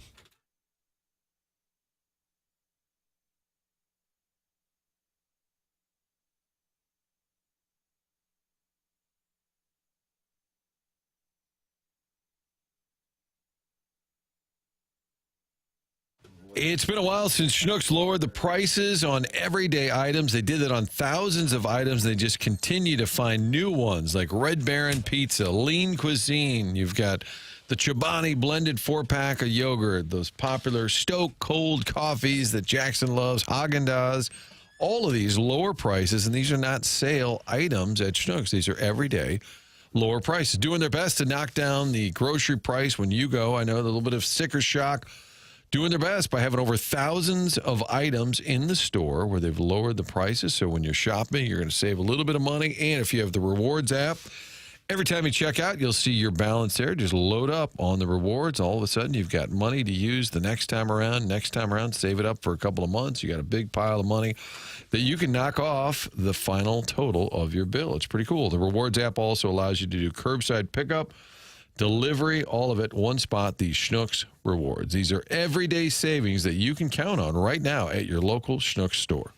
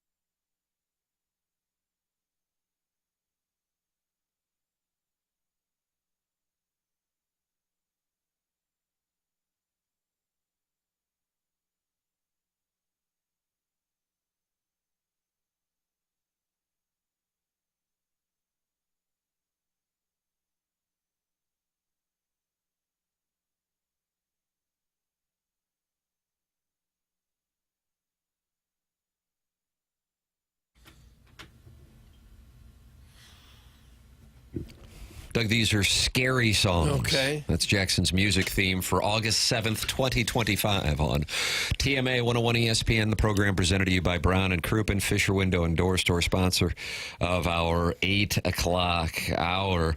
You're welcome to participate in the program in a myriad ways. Call in. Callier and Thompson. Phone lines 314-974-0101. Text in. Air Comfort Service. Text inbox 399-9646. And then you got this Michelob Ultra YouTube chat where friends have gathered on a beautiful Thursday morning.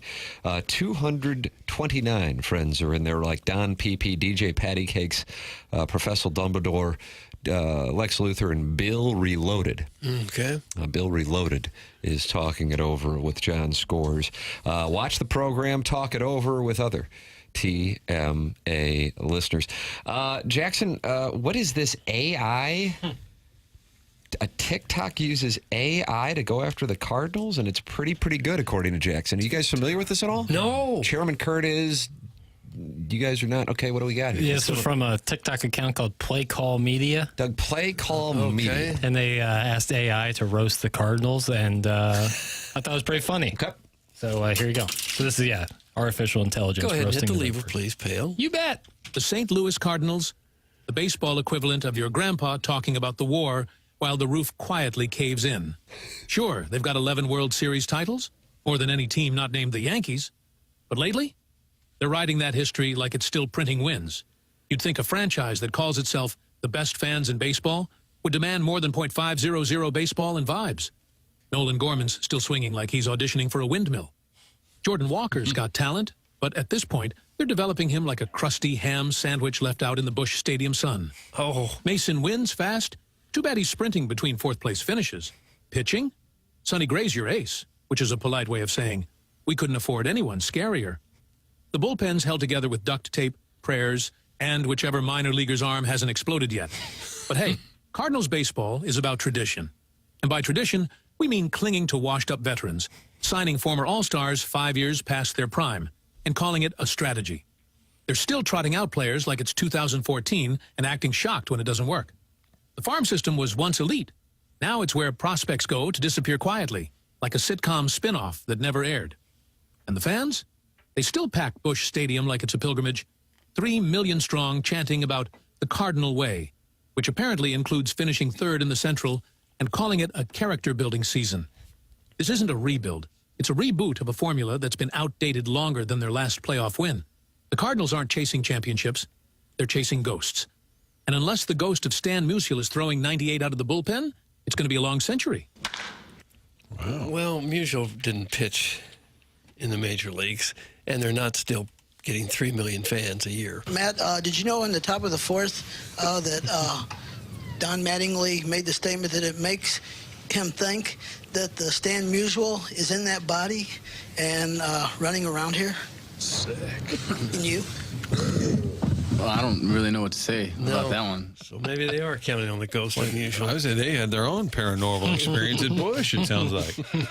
The AI voice, though, how do they decide the voice? That is like a TikTok voice, like a TikTok voiceover where you can enter in any text and a TikTok voiceover kind of thing. A little like a professor reading a thesis. Mm-hmm. Yeah. So it aggregates all things. So somebody's blog might have said he's like an old ham sandwich sitting out in the sun. Like, did AI just grab all these elements from all these Pretty blogs? much scans the entire internet in like 0.5 seconds. So many of those things you think have been said. And variations of. Because you wouldn't make that up, would you? Like a ham sandwich out in the sun. Like a computer wouldn't think of that. So why not? It must have been said at some point. Well, I'll tell you what, Martin, per the listeners here who are texting into the Air Comfort Service text inbox, they agree with the sentiment. Sharon and Clayton, star of Real Housewives of TMA, says that's 1,000% accurate. Dougie V's BBL says this wasn't so much funny as it was grimly accurate. And Big Tough says, what is this guy's obsession with AI slop? This sucks. That's from Big Tough, who does not like Jackson's AI songs or your AI Cardinal. Assigning it to me is a little, I think, a step too far. I mean, I cut the audio. I didn't make it. I didn't make the music. Things like that are why you have to be really careful with AI, because much of what it said was absolutely true, but some of what it said was completely false. Yep. And you have to be smarter than it to know what's false and what's true. Yeah, I would agree with that statement right there, Doug. So maybe we've missed the obvious here from this show for 2 hours. Just kind of workshopped a lot of topics. Do the Cardinals need an exorcism? Send them down to DeBerg Hall? Well, the Pope is from around these parts. He's a sax guy. Right? Yeah. Maybe he can do that. I got an email, speaking of the exorcism, from somebody who works at St. Louis University. And he says there is nothing in DeBerg Hall of note anymore. Everybody talks about it, but there is nothing there. He says, so you guys don't need to reach out to Coach Searce to go through there with a lantern today. No, now we find out what they did with it. Where is it now? Yeah. Subterranean. They could have buried and it. Eric's story was from 2003, so it's possible. Like Scooby-Doo would always say, oh, those kids. There was always kids. Those darn kids got in there. Maybe that's when they decided to finally dust it off, get rid of it. This exorcism happened, what was the 49, year? 1949. Yeah, I imagine you'd be hard-pressed to find any college anywhere in America where things are the same right now as they were in 1949. Where the furniture is the same or the buildings are the same. They've all undergone renovation since then. Most, anyway. Doug, Mac is on the Callier and Thompson phone lines here on 101 ESPN. Good morning, Mac. You're on with Doug Vaughn. Morning, guys. How's it going? Oh, we're fine. How about you, Mackie? Not too bad. I just want to talk a little bit about the Pittsburgh Steelers. I'm kind of a Steelers guy. All right. And, I just want to know what the realistic expectations are for them this year. It's, what is this, year 20 or year 19 for Tomlin? And, you know, Aaron Rodgers on a one-year deal. I think last year sort of felt like just a gap year, and I hope that this year is not the same, but I feel like that's what it's shaping up to be. You heard Terry Bradshaw was not on board with Rodgers joining the squad. Are you good with? Do you like that take? I don't know. I just feel like it's been a while since they've had the guy on the team, like a guy. You know, I think Rodgers with the one-year deal is like, I don't know. Is Will Howard ready to be the quarterback yet? I don't know. But Doug, do you think Will Howard? I know you've been looking at some of the film from camp with Will Howard. What do you? He was awfully good at Ohio State. Yeah. Why not go with him? Hey, y'all, what up? That's what I thought, but I don't know. I mean, do you think Tomlin's on the hot seat for this year? If it's another, you put him on the hot seat on your list, your preseason list that you just posted on your Substack. Yeah, a lot of it depends on how Isaac Siamalu performs at that left guard spot. Sure, whatever. Yeah. I don't know. I think it was disappointing that Fields didn't stick around. I thought if he could stay healthy, that would have been something that could have worked out. Mac, are you a Steelers fan that lives in St. Louis? Or are you from the Iron City? No, I'm a casual Steelers fan that lives in St. Louis, but I got family that's from Pittsburgh, so that I can't really root for the Chiefs. So Steelers it is. Okay. Over under on Steelers, Tim, 8.5. 8.5 plus 2,800 to hoist the Lombardi Trophy. Okay. Not taking that. Nope. Plus 430 to win the AFC North. The Ravens are your favorites. Yeah, I don't see that happening either. I think this is the show, huh? Well, this is it. Yeah. Banger. I mean, I don't know. What prompted you, Mac, to call in at this moment to discuss the Pittsburgh Steelers? They've just been on my mind. I've just been thinking about how disappointing and mediocre the last 4 years have been for them. I mean, I know that they, every year it's like, okay, playoff team sort of, but that's it. And they don't have sort of the guy on their team. I know they went out and they got Jalen Ramsey and they got DK Metcalf, but now you've got a veteran quarterback on a one-year deal, and it's like there's no motivation for any long-term success, I feel like. Maybe there's some parallels with the Cardinals. You were used to being in the playoffs every year. Now you're trying to hang on with veteran players and just maybe not going to get there. Okay. Well, that's just my thought. Just trying to bring it back local. All right. Well, thank you, Mac. That was I appreciate that was a call. No problem. All right. Tim, I got it wrong. It was those meddling kids, you dope, when talking weren't about happy with you in the air No, conference a lot of people yesterday. pointed out it was those meddling kids. And that was your Steeler update, which was not on the dossier. You got a super girl cousin who shows up in a cape. What was that? That's Mike Francesa's review of the film Superman. Oh. Guys, can I call in and talk about the Charlotte Hornets? Jackson, you got a Hornets take? Yeah. The bottom tier franchise. Hey, Mac, go jump in the Allegheny. See, Doug, Clevie Wade localized it. Mm-hmm. If it was a Cardinals or Blues take, they're going into the Mississippi, maybe the Missouri, maybe the Merrimack. Here, he went to the Allegheny. One, of course, the three rivers. Ohio, yeah. Allegheny, and the Monongahela. Yeah. Monongahela. And I also wanted to talk about Phillip Rivers. Talk about all that. Go ahead. I also wanted to talk about Carson Wentz and Drew Brees.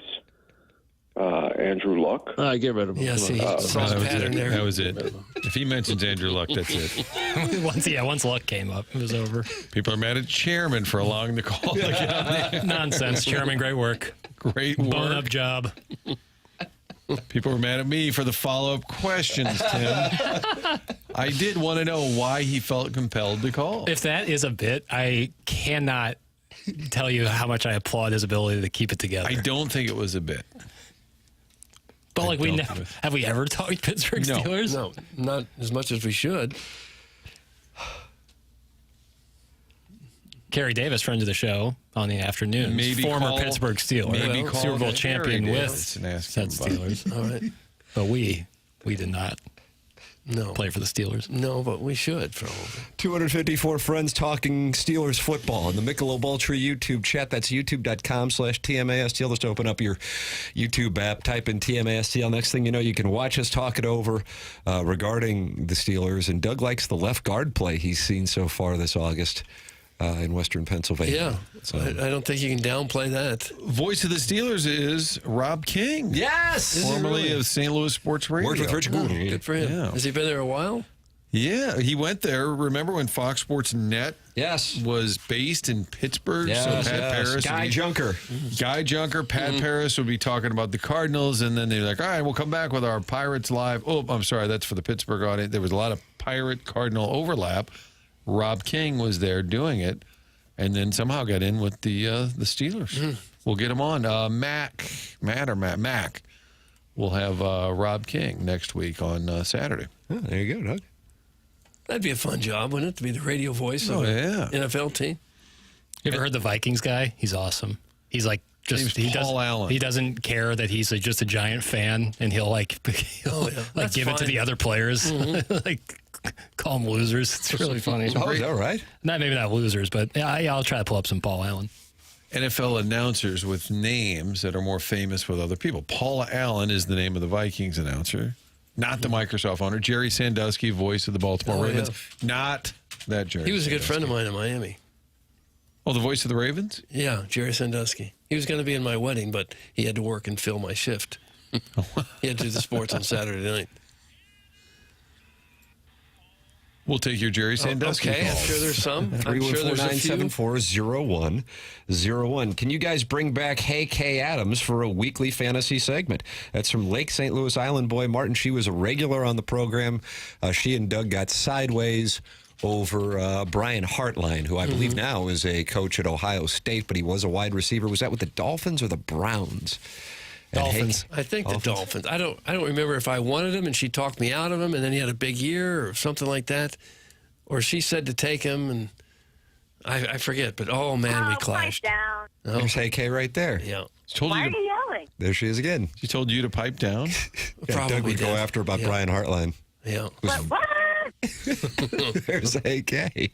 Some Dorothy to me and you. More housekeeping. The state bird is the bluebird, not the blue jay. Chairman Kurt was getting an earful on a phone call during the commercial break about it. I didn't even let him get the whole sentence out. I interrupted. Yes, I know bluebird. Yeah. Oh, I said it. State bird, I guess bluebird. Do I have to make a statement now? Yeah, go ahead and make a statement. You asses. About half an hour ago, I said that the state bird of Missouri is the blue jay, when it is in fact the eastern bluebird.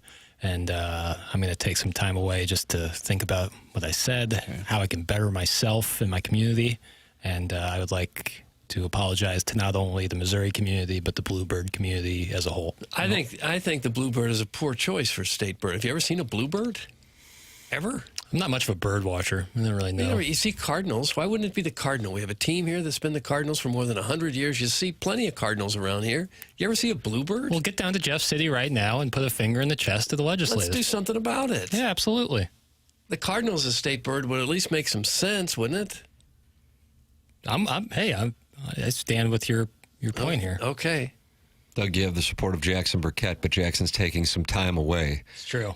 Because of his statement. Okay. earlier. Probably not the wagon you want to hit yourself to. Maybe I've seen some bluebirds and didn't recognize it, but I see robins and crows and sparrows and cardinals. I don't see bluebirds. I'm getting hotter the more I think about it. Oh, you are. I just hope my thoughts don't turn into felonies. Wow. Is that a thing? Could be. Doug, I saw a bluebird at Tillis Park yesterday. It's from Jonathan Titsworthy. You did. Yeah, there's one right there. Okay. Probably the same one that Jonathan saw. Email in the morning after at InsideSTL.com. Stiefel Classic tickets and VIP parking. The prize for the Design Air Heating and Cooling email of the day. Got the best email, you win it. That's coming up at 10:45. The program's called TMA on 101 ESPN.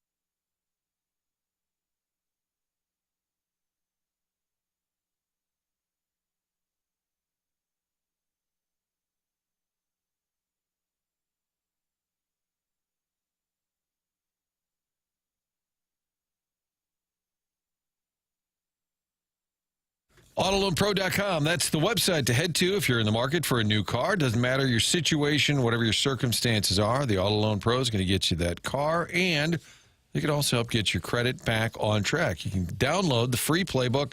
One of the great features on the website. Scroll down, look for that free playbook, start to understand better how the entire credit industry works. So they're selling you a car, but they're also helping you learn about the credit industry. It takes a pro to do it right. You got the Auto Loan Pro working with over 50 different lenders. That means they'll get you the best rate possible.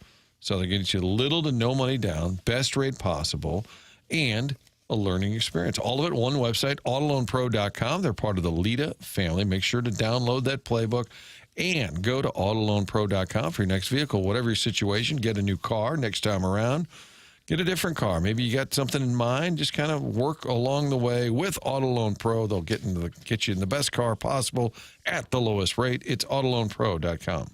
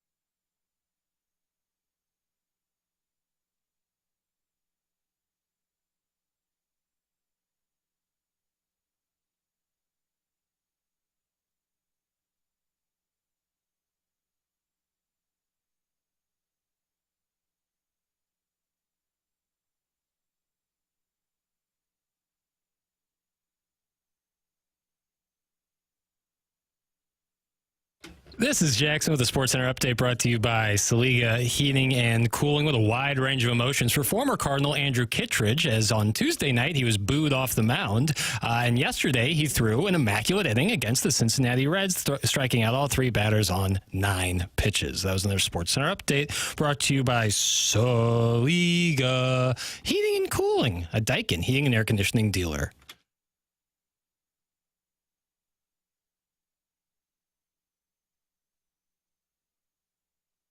Oh, this is the jam. I don't think this is Scurry. This is the Jordan Peele Us remix of I Got 5 on it. Oh, Doug, this is the remix. I see. You'll have to play a little bit here. You'll notice that Jordan Peele, the genius he is, adds a little horror element to this song.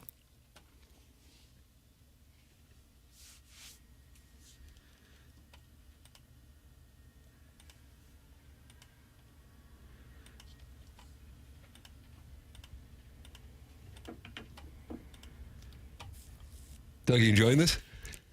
I don't know what it sounds like. There's a shark coming. His Jaws was certainly an inspiration. Yeah. His movie Get Out was the highest grossing horror movie, beating out Jaws. So he gave a nod to Jaws by using this.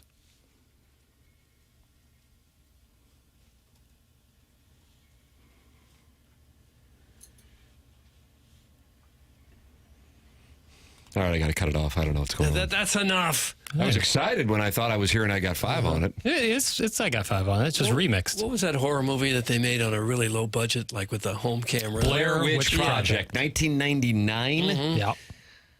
That was a huge moneymaker, wasn't it? 'Cause Massive. They spent like $25,000 to make it, and They basically millions. netted the box office total because it cost like $80,000 to make. I tried to watch it, but I got seasick because the cameras were swinging back and forth and it's back tough. and forth. Is it scary? Yeah, it's terrifying. Really? Yeah.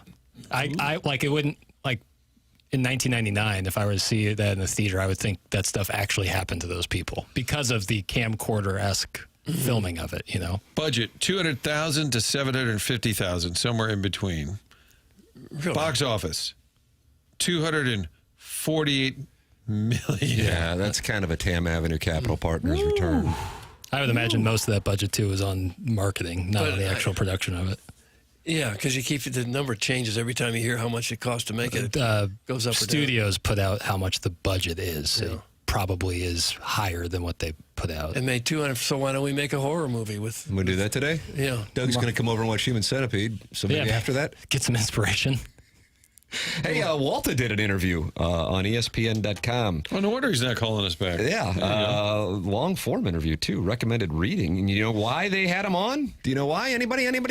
Chairman Walter. does. Martin doesn't. Doug doesn't. Jackson he's doesn't on the know who he cover is. with. Is it because he's also on the cover of EA Sports? That's correct. You got Matthew, you got Brady, and then you got Walter on the EA Sports NHL 26 Deluxe edition. How about that? Huh. So the 3 Tkachuks are on the front of NHL 26, and they did a long-form interview with him. Pretty good stuff in here, by the way. He said, with regard to them winning the Stanley Cup, he said, 2 years ago we were going crazy. I know this is going to sound awful, but it felt like routine this time around. That's the kind of expectation level that the Panthers have now. Maybe we are in the midst of witnessing, Doug, the oil of the 80s or the Islanders, and you always like Bobby Nystrom? Sure. Of the 80s? I had no reason to dislike him, Remember really. Bernie Federico picking them when they were down 2-0 to the Leafs? Yes, he did. And we were all like, I don't know. They're kind of buried. And he's like, I still like the Panthers. They did, and then they hoist the chalice back-to-back years. He says, Matthew has 2 rings. He's been to the final 3 straight season. Brady finally makes the playoffs with Ottawa last season. It was an interesting year for him with the Senators. What did you make of that moment when their owner spoke out against teams soft tampering with Brady and declaring he was not going anywhere despite those who feel he might want out?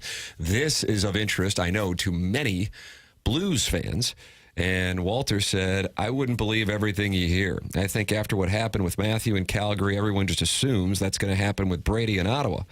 But Brady loves it there. Brady has really cemented himself in the community. They're a team on the rise. They got a great bunch of young players. They're core players. The fans and the city itself treat him so well. He wants to be a big part of that moving forward, so I don't think he's going anywhere. That's Keith Tkachuk on the possibility of Brady leaving Ottawa. Doug, so I don't know if you want to cross him off your list to join the note. Well, I wanted him on the note, that's for sure. I had relatives that lived in Ottawa for a couple of years, and they said they had snow up to their eyeballs like 6 or 7 months out of the year. That'd be hard to like. But I'm sure it's a hockey-crazy town, and he'd be the biggest guy in town there. So yeah, but that's one of the reasons Matthew liked to get out of Calgary. You know, he didn't want the attention. Didn't want the attention in St. Louis either, I don't think. Yeah. On that list of top 200 fantasy hockey players that we were talking with Curbs, and I was looking for hockey topics because it's August. I went on the NHL website, found that list. Brady Tkachuk, number 6 on the fantasy football. I had him fantasy last hockey year. top 200. I had him last year on my team. He was number 1 for a couple of months. Yeah. What a... You don't really think of him as the premier player in the league, but he's right up there. It's the Tkachuk's world. We're just living in it. And Greg asked him about the support that he is getting for getting into the Hockey Hall of Fame. And Walter says, I mean, there's nothing I can do. I appreciate the support. I really do. If it happens, great. If it doesn't, life goes on. But my kids are my Hall of Fame. I enjoy watching them. I work for the Blues, but I also get to see my kids play and see them grow up. It was an honor to play in the NHL. The game has changed my life. And if it happens, my mother will be extremely happy. I think she's the one who takes it the hardest. So Is she still working the docks up in Bronx? Yes. Can they let her retire, please? Can somebody shovel her a couple mil and let her retire? I want to see the transcript of the entire interview because you know every answer starts, Jesus, I don't know. And then he gives the real answer. Jesus. I would say that Tkachuks are the second most accomplished hockey family ever behind the Hulls. Bobby Hull, Brett Hull, Dennis Hull. Tkachuks maybe 2. Gordie Howe and his son Mark Howe, 3. Because you have the... Oh, we could get a Mount Rushmore. Oh, wow. One more, we got a Mount Rushmore. The Espositos? The Esposito. I was just going to say Esposito. That's a good question. Okay. Sutters had depth. Yeah. They had a lot of them. Well, they didn't have superstar power. Hanson brothers. Yeah. Movie boy. Good or bad? Good. Old Walt's had quite a life for himself to have that career that he had. I think he'll get in the Hall of Fame someday. And then to have 2 sons who are going to look like they're on their way to the Hall of Fame as well. That's quite a run. That's pretty cool. St. Louis's own. That's why we had the Mount Rushmore earlier, Doug, and you could get creative. Mm-hmm. Put Matthew Tkachuk, Jason Tatum. I was with Justin Tatum yesterday. He's going to be on Sports Final tonight. He's coaching in Australia. He won a championship there in the NBL. And then he coached this summer in Indonesia. And I said, where? And he said, Jakarta. And he said, it's so crowded. So I looked it up. It's a city of 11 million. Is that in Java? It's. I think it might be on the island. It's Indonesia, Jakarta. And he said the traffic is so bad, you're only allowed to drive every other day based on your license plate. If you have like an even number plate or an odd number plate, whatever, however they break it down, he said there's certain days your car is allowed to be on the road and there's certain days it's not. Holy crap. Because there's so many people there. Is that one of those cities where everyone's driving a scooter and there's like no red lights or anything? It's just mass chaos? Well, if you look, it looks very commercialized, and it says it's got a great nightlife and all. And it's the capital of Indonesia. It's massive. There's skyscrapers, but I'm picturing more of like the rickshaws and little, markets everywhere set up. But it actually looks fairly cosmopolitan. And was he coaching at CBC? Yeah, he was coaching at CBC. And then one of the Novellis owns the team in Australia. And so he went down there to coach. And his desire is to become an NBA coach on a staff and, get an assistant's job at some point. So he's trying to pay his dues down there, living an hour north of Sydney. Well, Australia sounds like fun. I don't know about Indonesia. Yeah, I think he would prefer living in Australia, too. I would think so, yeah. You're welcome to give your thoughts. 314-399-9646. That's how you can text in to the program. Then you're also welcome to call in via the Callier and Thompson phone lines, 314-974-0101.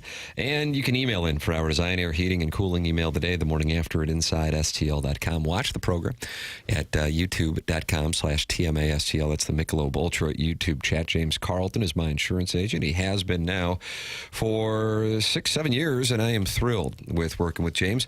Was texting with James last night, as a matter of fact, and he is, but this is what he said. He texted me, and he was offering me, and what a gesture it was, his parking spot for the Missouri-Kansas game, which is, I mean, that's huge value. And I said, are you not going? And he says, please, this isn't Jackson we're talking about. Damn. Yeah. Wow. Catching strays. Yeah. Man. He said, I would skip my own wedding for this game. But he is not going to spend the night down there like we are. So he is taking a bus down with some compadres. Maybe if you sign up with James Carlton, he'll give you your parking spot. His parking spot. I don't know. All I know is I got it for the Kansas game. I used it for the Oklahoma game last year. It's premier. It's premier. You can see the stadium. He's NIL through and through. 314-961-4800 or go online at carltoninsurance.net. That's James Carlton. You call there right now and you're going to talk to somebody live. You do not want to be working with an insurance agent. You email and then like 2 days later they get back to you and go, what's going on?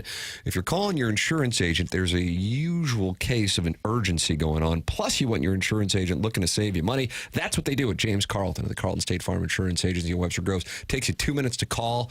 They will do the rest of the work from there. That is your potential return on investment. 2 minutes of a call, saving thousands of dollars. That 120 seconds can mean a lot of money for you and your family. 314-961-4800. Or go online at carltoninsurance.net. The program's called TMA. It's presented to you by Brown and Crouppen. We are in the Mark Hanna Evergreen Wealth Strategies 9 o'clock hour here on 101 ESPN and the TMA STL YouTube channel.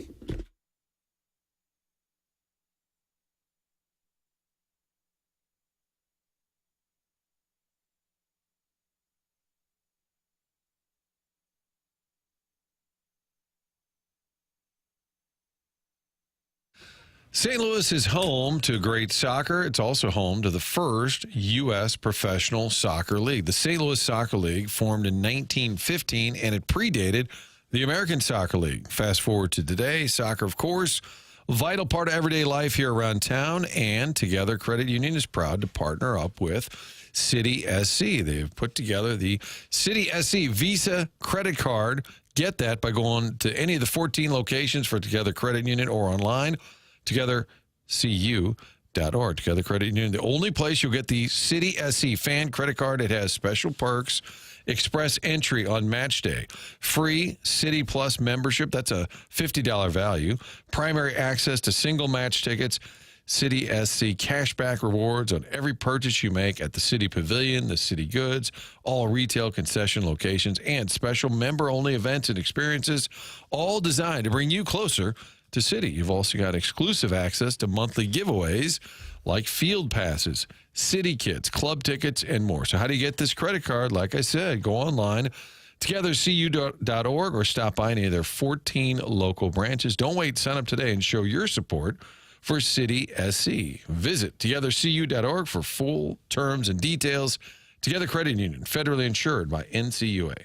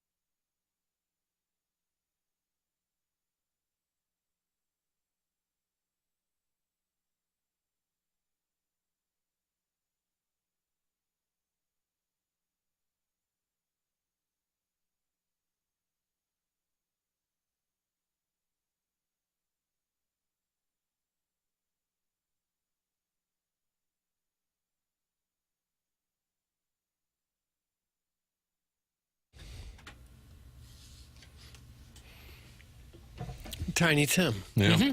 Married on the Tonight Show, but I thought the theme was scurry music, but do you consider this scurry?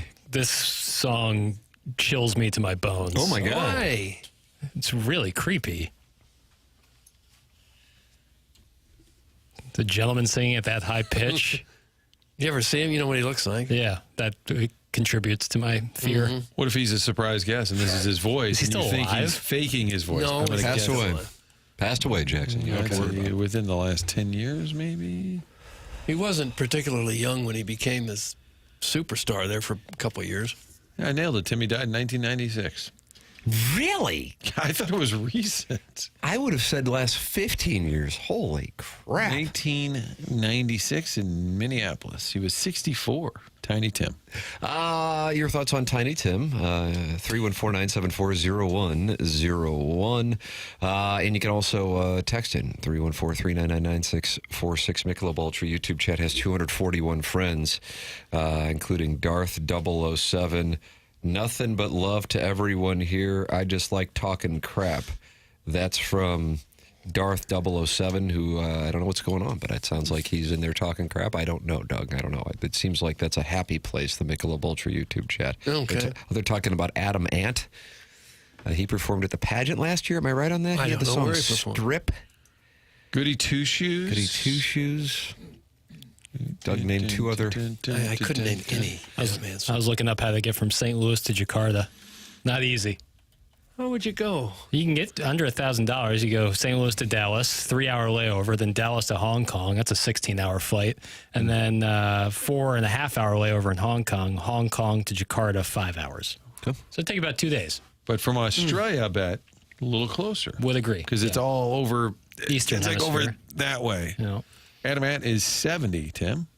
We will celebrate that on tomorrow's show. Friday, we always celebrate Adam Ant, and that's what we will do on tomorrow's program. Doug, did you see Jackson's links that he sends over? Usually around 5 o'clock's the witching hour when I get the links. Missed him. Martin, oftentimes you already have gone to onboarding when Doug gets his guessing games, but I want you to be able to witness, Doug, the brilliance that is the guessing games. This is Sports Illustrated's top 25 best college football coaches of the past 25 years. Oh, gosh. What's wrong? Okay. Why is it 25? I don't know. 25 years. I think you're going to get number one without Saban. question. There you go. Now number two. Oh. Come on, you can did do you this. say number 2? That's right. Kirby Smart. He's number 4. Nice. Okay. I'll give you that. Tim did number 2 coach at Florida and Ohio State. Yes, he did. Okay. Maybe Utah as well. That's correct. On Fox TV. That's Right. correct. And he's kind of mean. He's a little bit mean-spirited. Jacksonville at times. Jaguars. Great run. Did have a nice run there. So, Doug, that name, of course, is... I keep forgetting his name. I had a feeling that was the case. That's why I followed up. Gosh. Not rural. I know exactly who it is. It's not rural. His initials. UM.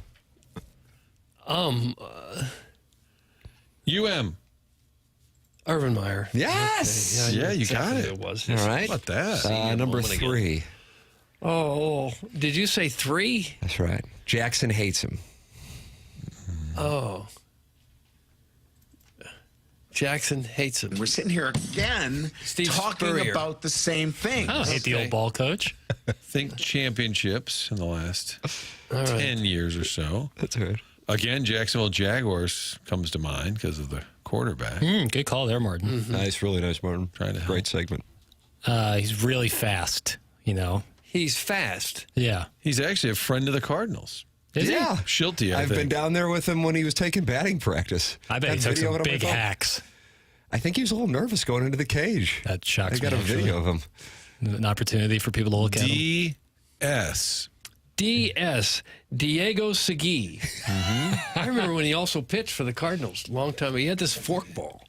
Man, people couldn't hit it there for a while. Diego Segui. All right, he's number 3. Okay. Dabo Swinney, of Dabo course. Swinney, of course. You know. Number 5, we're going to have to go back a couple Number decades 5, now. back, not Spurrier. Nope. Lou Holtz. Nope. Going back a couple. Did you say a couple decades? That's right. Okay. You did say a couple decades. No, that's right. That's right. All right. Coached in the NFL as well. I was going to say, and still is, right? Yes. Pete Carroll? Yes. Okay. Another guy I don't like. Why? Pete Carroll or the next one on the People list? seem to love Pete Carroll. Chewing that gum so fast. He seems like he'd be fun. Yeah, the USC thing, I didn't like any of it. I hated the Seahawks when the Rams were in town and still here. Anti Pete Carroll. Although he seems like a nice enough guy. I was going to say, you hate him, but he actually seems... He does seem like I can see Dabo being a little full of himself. I think Pete Carroll's kind of fun. I think Doug can get 6. I think I could give Doug 500 guesses before he would get 7. 6. Let me have the initials. I'm going to go more hints. Played in the NFL. Played in the NFL.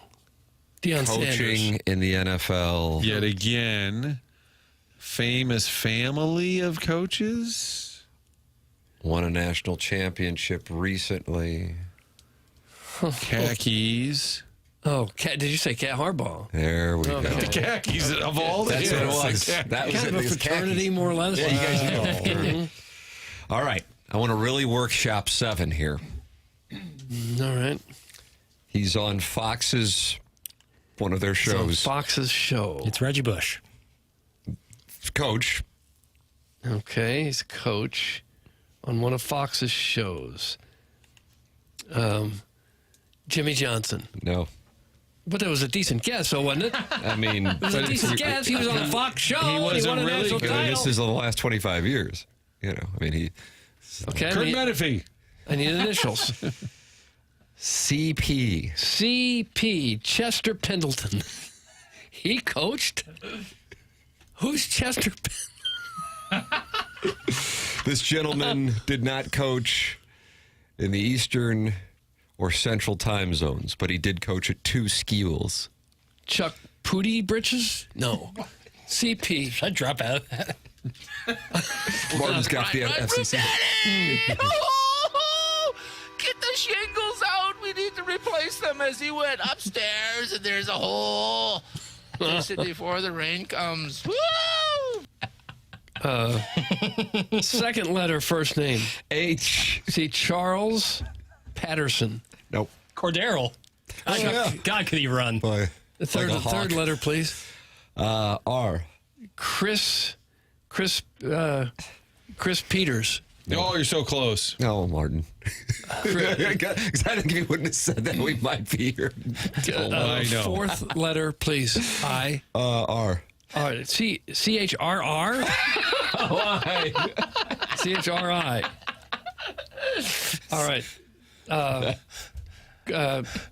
Martin, your hint did not help. The Fox thing threw me off. I didn't realize he was, and now I'm like, I kind of seen him on there a little bit. Yeah. So you got to think. Next letter, please. Huskies, Yes. Broncos, Coach both. John Fox. Well, college Huskies, college Broncos. Okay. Yeah. Next letter, please. No, now we're in his last name. Oh, we got all the way to Chris. Okay, Chris. Next letter. Not related to. He's not related to Pete. Oh, Chris. Okay, third letter, please. T. Chris. Okay. Chris Peters. Chris. Why am I drawing an absolute complete blank? The 7th greatest college football coach in the last 25 Next letter, years. I like please. Chester Pendleton. Well, I don't know what letter we're on. P. You said P-E-T. E. Chris Peterson. Yes, you got it. Gosh. Washington. Why don't I know? State. I don't know Chris Peterson. Man. He's the 7th best. He's down I was this very list? surprised to see him on the list. That's was I wouldn't know Chris Peterson if he walked in that door. Coached at Boise State. What about Jimmy Tressel? Is he on the list? Yes, he is. should He's be. 10. He should be. Okay. Ryan Day is 11, so back-to-back Okay. Buckeyes for Chuckles Marlowe. Mac Brown is 9. Number 8, Bobby Stoops. Yeah. It's a great call. Chip Okay. Kelly. Mike Leach. Mike maybe? Leach is 13. How about Pinkle? Did he get on the He list? did not. Oh, I was going to say low 20s. No. Jimbo Fisher's on there. Gary Patterson's on there. Kyle Whittingham's on there. Brian Kelly's on there. His list of schools. Can you name his 5 schools that he coached at? Brian Kelly? Yes. can get 2 right after LSU and Notre Dame. Was he at BC? No. Cincinnati. He's from That's Boston, correct, though. Martin. Nice. And now you're going to be put to the test. What are the initials of the schools that he coached at? Oh, boy. CM? CM. GVS. Church of the Minions. Oh, Grand Valley State's going to be Yes! And Central Michigan. Yes! He's kind of an Fire up Ohio-ish, kind of an Ohio middle Shout out to Michigan Stalter. guy. Yeah. Kalen DeBoer is 18. Really? It's a little high, I think, for the last I don't think 20 he's years. earned that quite yet. James Franklin is at 19. Spurrier is on there. All ball coach. Down at 20, but I think that's mainly because most of his handiwork was more in the 90s than the 2000s. Urban Meyer got them that national title a few years later. Les Miles. Sarkisian get in there anywhere? Nope. Yeah. Rich Rod. David Shaw's at 23. Yeah, get a good run. And I would pay 1,000 to 1 if you could get 24 and 25. Lincoln Riley. I've never heard of number 25. I have to be honest with you. Can we have initials? It's going to really put us to the test. JM. JM. That's Jimbo Mahoney. Is it Jeff Monken? Nope. Oh. Second letter, first name, please. It's Jerry Moore of Appalachian State. Okay, I was going to get that. Before Eli? And now Jackson's going to be madder than a hornet. What, like Heupel got in there or something? Lance Leopold is number 24. No. And now Jackson's gone. Now Jackson's gone. Now Jackson's gone. There's no bigger blue ribbon that they give than Kansas football for being super mediocre. It's like they can hang a banner up because they won 7 games. Everybody gets a trophy. It's crazy. Oh, Kansas on every list. It's like, oh, here comes Kansas. What have they done over the past 25 years to deserve any recognition? Well, Lance Leopold. Lance, God bless him, but since 2000, he was at Nebraska Omaha as a running backs coach in 2000. Then he went to Nebraska to be an assistant. Back to Nebraska Omaha to be an assistant head coach. He was at Wisconsin Whitewater for 7-8 seasons. Then he was the head coach of Buffalo. Ooh. No, they did win a lot there. They were 4 games over 500 in his tenure. At Buffalo? Never mind. It drives home my point even more. I don't think 109 of his 183 career wins came at Wisconsin Whitewater. Oh, my God. But you'd have to be pretty good. That was before the 2000s. You'd have to be pretty good to win at both Buffalo and Kansas. Not exactly two. Yeah, and he hasn't really done either. Well, we'll give him credit, but he's not in the top 25. I'm not giving him anything. Not if Pinkel doesn't get on there. I kind of have to say that. I realize that is a Missouri-centric take, but I think even like Kansas fans that go, if you're not going to have Gary Pinkel on there, I don't really know how you have. And I'm not saying Pinkel should be on there, but if Lance Leopold's on there, Gary Pinkel's body of work, bowl games. But what about Mike Gundy? Is he not on there? And the premise for Leopold being on there, he's not on there, Martin. The premise for Leopold being on there is turning Kansas around, and that's, kind of relative. My God, Missouri was a doormat. Right, and they're making Kansas out to sound like there's some little school to poor. They're a major state university in the Midwest. Mangino did more at Kansas. Yeah, he'd be more deserving. Right. Lance Leopold. People from Tennessee would like to see Derek Dooley's name on that list. Dooley, well, he's running for the United States Senate now, Doug, in Georgia. We gotta get Rondo on stat. Yeah, absolutely. I think people just started mentioning great college coaches. Okay, this was specific to the last 25 years. That's correct. Yeah. That's the list. Chairman Kurt is getting an earful again on the Callier and Thompson phone lines. And then we let them go on the air, and then they start swearing once we put them on the air. That's correct. That's the way. These guys are some dumb mother. Well, yeah. Yeah, you can share your thoughts. 314-974-0101. Give Chairman Kurt a piece of your mind, I guess. He's got it coming. Is this person on? No, they just wanted to let me know that they played at Wisconsin Whitewater, and Lance Leopold was the starting quarterback. Okay. And he didn't want to come on the air with No, that. just kind of letting me know. Ours is the type of presentation where friends feel they can drop in that's at like any time. The same as calling like Emo's Pizza and telling them that. Like if you're not going to go on the air, what's the point? You call Emo's and say, "Hey, I had a sausage pizza once." Do you want to order one? No. Okay, that's weird. Hey, you guys still making pepperoni pizzas? Yeah, just wondering. Another garbage garbage list. That's from Jake, and he's in St. Genevieve. I think that yielded some pretty good results.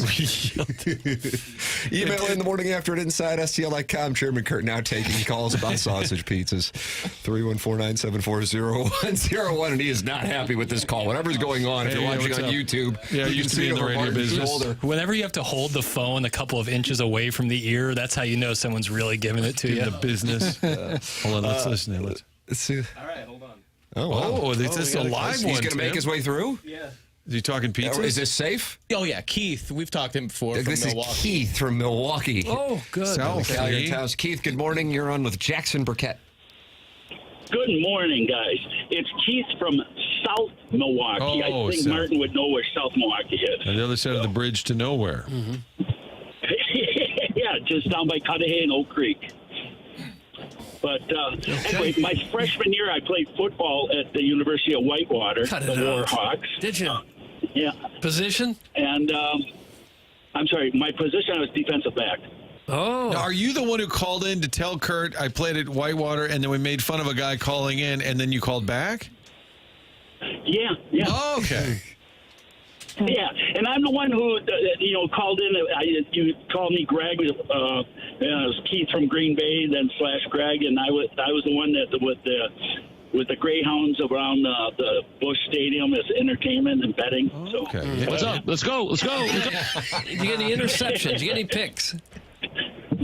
So, but anyway, yeah, Lance was. Did you get any interceptions or picks? Yes, I got 2 interceptions my rookie year or my freshman year against River Falls, University of River Falls. And the weird thing about it is they did a triple option, so they never threw the ball, like the wishbone, and they might throw the ball maybe 8 times a game or something. So And you got did 2 have of them. 2 interceptions.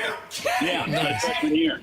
Okay, that's good. You had a big game for yourself. Keith, Quarterback was trash. Keith, I'm not sure what this means, but this texter just said, "Tell Keith to shove 1,000 cheese curds in his throat so he can't breathe." That seems a little. It seems a little harsh. It is harsh. Wow. Yeah, maybe I got that nasal thing because I've been down here about 7-8 years. I'm still not used to this, the humidity and then with the pollen and stuff. So. But anyway. Okay, so you're in St. Louis now? You're not in Milwaukee? Yeah.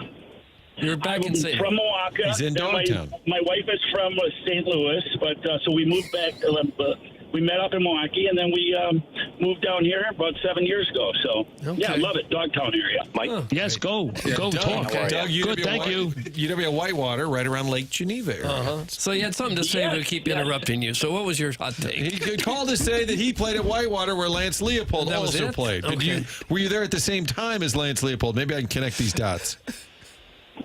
Yes, I was. I was a freshman, and then he was a senior, so I played 1 year with him. There you go. Again, I'm enjoying the show. All right. Now, were these picks thrown right at you, like it was right in your gut, or did you have to make a nice play to get them? I had to make a nice play on one of them. The other one was they just threw it right to me. So. Yeah. Doug, the other one in. That's why that quarterback never went anywhere. For the record, Tim, Doug is doing your follow-up question on this call. Keith, thank you for the call and sharing the anecdote. All right, you guys be good. All right, thank you. There's All right, Keith. thank you. Whitewater Warhawks. Cool story. Now go intercept some bleach. That's from the unknown DJ. Launch this guy into the sun. Oh. This guy definitely played football. I can feel the CTE through the phone. That's from Mr. Siders. That seems Doug, cruel. these Callier and Thompson phone lines sometimes. Yeah, not friendly. Not at all friendly. You can All share. this because Lance Leopold is 25th. That's right. on the 24th, list. Martin. Oh, 24th? Yeah. Jeez. Oh, the 25th we never heard of. That's correct. I hadn't anyway. Well, if a Jerry quarterback Moore. only throws 8 passes and you've picked off 2 of them, you've had a heck of a game. I would say. They wouldn't let him throw anymore, probably. So that's it. You're done throwing. You're just going to hand off. This guy definitely wears his letter jacket from 30 years ago. That's from the Warren County Wizard. Email in your stories of glory. The morning after at InsideSTL.com. The program is called TMA, and it's presented by Brown & Crouppen. We are in the Mark Hanna Evergreen Wealth Strategies 9 o'clock hour on 101 ESPN and the TMA STL YouTube channel.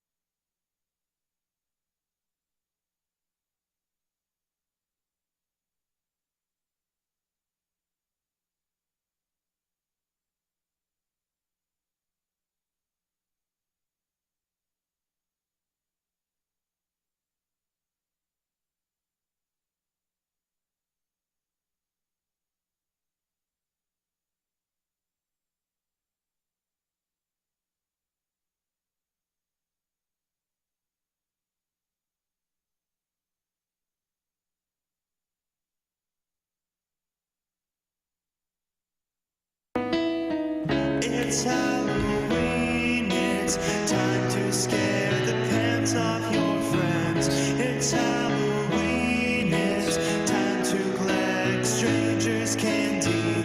It's Halloween, it's time to do some pumpkin carving. What are you going to be for Halloween?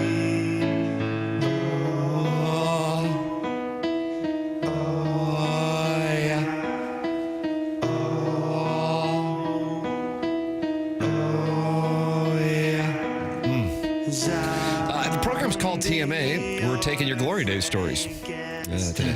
314-974-0101. Martin and Doug played in back-to-back state championship games. How about that? You don't see him calling into the show. Yeah. Hit a home run off Tom Seaver. These are facts, Jack. Jackson beat Jason Tatum. Mm-hmm. I was on the program. I always say they would play with 4 before they put me in that game. But I was a sophomore at the time. And you beat Jason Tatum? Ledoux beat? We beat them. Your squad. This is what, grade school? No. Varsity? School? Yeah. Oh, is that right? District championship in 2014. Whoa, Look at you. I contributed nothing. Okay. Well, that's kind of like this show. I got some. Oh! Bow! I kept the fellas hydrated. I'm not even going to dignify that shot. The alliance is over. He waved me off. He did. I saw got that. waved off. Yeah. Not falling for that bait. People are texting now with their accomplishments since Keith shared his whitewater accomplishments. Yeah, with Lance Leopold, 24th best coach in college football over the last 25 years. I rode the Pine for the University High School in a game we won 1-0, even though we were no hit. I guess that's I guess that's all I got. The pitcher walked someone home. Head coach Steve Nicolrat loved base running. He was the Whitey Herzog of high school baseball, and one of our guys, Chuck Simon Doug, we called him Chuck. His name was Chucky Eric. Si, yeah. And I believe he stole home, and we won 1-0. Wow. Yep. Stole home. That is aggressive base running. Yes, indeed. Clearly runs rather premium. That's happened in the major leagues where a team got no hit and still won a game? Yeah. Houston, I think they were still the Houston Colt 45s. I believe the pitcher's name was Ken Johnson, and he threw a no-hitter, but somebody hit a little infield chopper to him, and he threw the ball away, and the guy got on base, and ground ball, sacrifice fly, got him home. And it was nice piece of hitting. 1-0 was. Well, with the new ghost runner rule, you could theoretically throw a perfect game and still lose. Yeah. Because you get that runner on second. Well, no, I guess you could throw a no-hitter and still lose. Not a perfect game. Because you'd have to walk. Ground ball. Oh, yeah. No, you're right. Yeah, you Ghost could throw a perfect game and still lose with the ghost runner. You could win and still not win and lose. Yeah. Right? Yes. I wonder if that would still count as a perfect game. But if I don't think it could. If the run scores, then by definition, it's not a perfect game. Why? You didn't allow a base runner. But part of the perfect game statistics is not allowing a run. You could retire 30 straight hitters and still lose. Right, but that would be an unearned run. Wouldn't be an unearned run. Why? He got on second because of the ghost runner. Oh, yeah, they don't count those as earned runs. Right. Yeah. Or you could score a run by having a runner at third, but the catcher throws the ball and hits the bat of the opposing team, which happened with Pedro Paez in the Dodgers. Did you see that yesterday? Yeah. He went to throw down to third. He couldn't figure out where the hell the ball went because it hit the bat. It's kind of a wonder that doesn't happen more often on that throw to third. Yeah. Doug, they're not happy in the Bronx. If you think they're not happy in St. Louis, well, they're really not happy in the Bronx. Now, the Yankees did beat the Rangers yesterday, 3-2, ending the losing streak, but they're calling for heads. Aaron Boone, Evan Roberts, host of WFAN.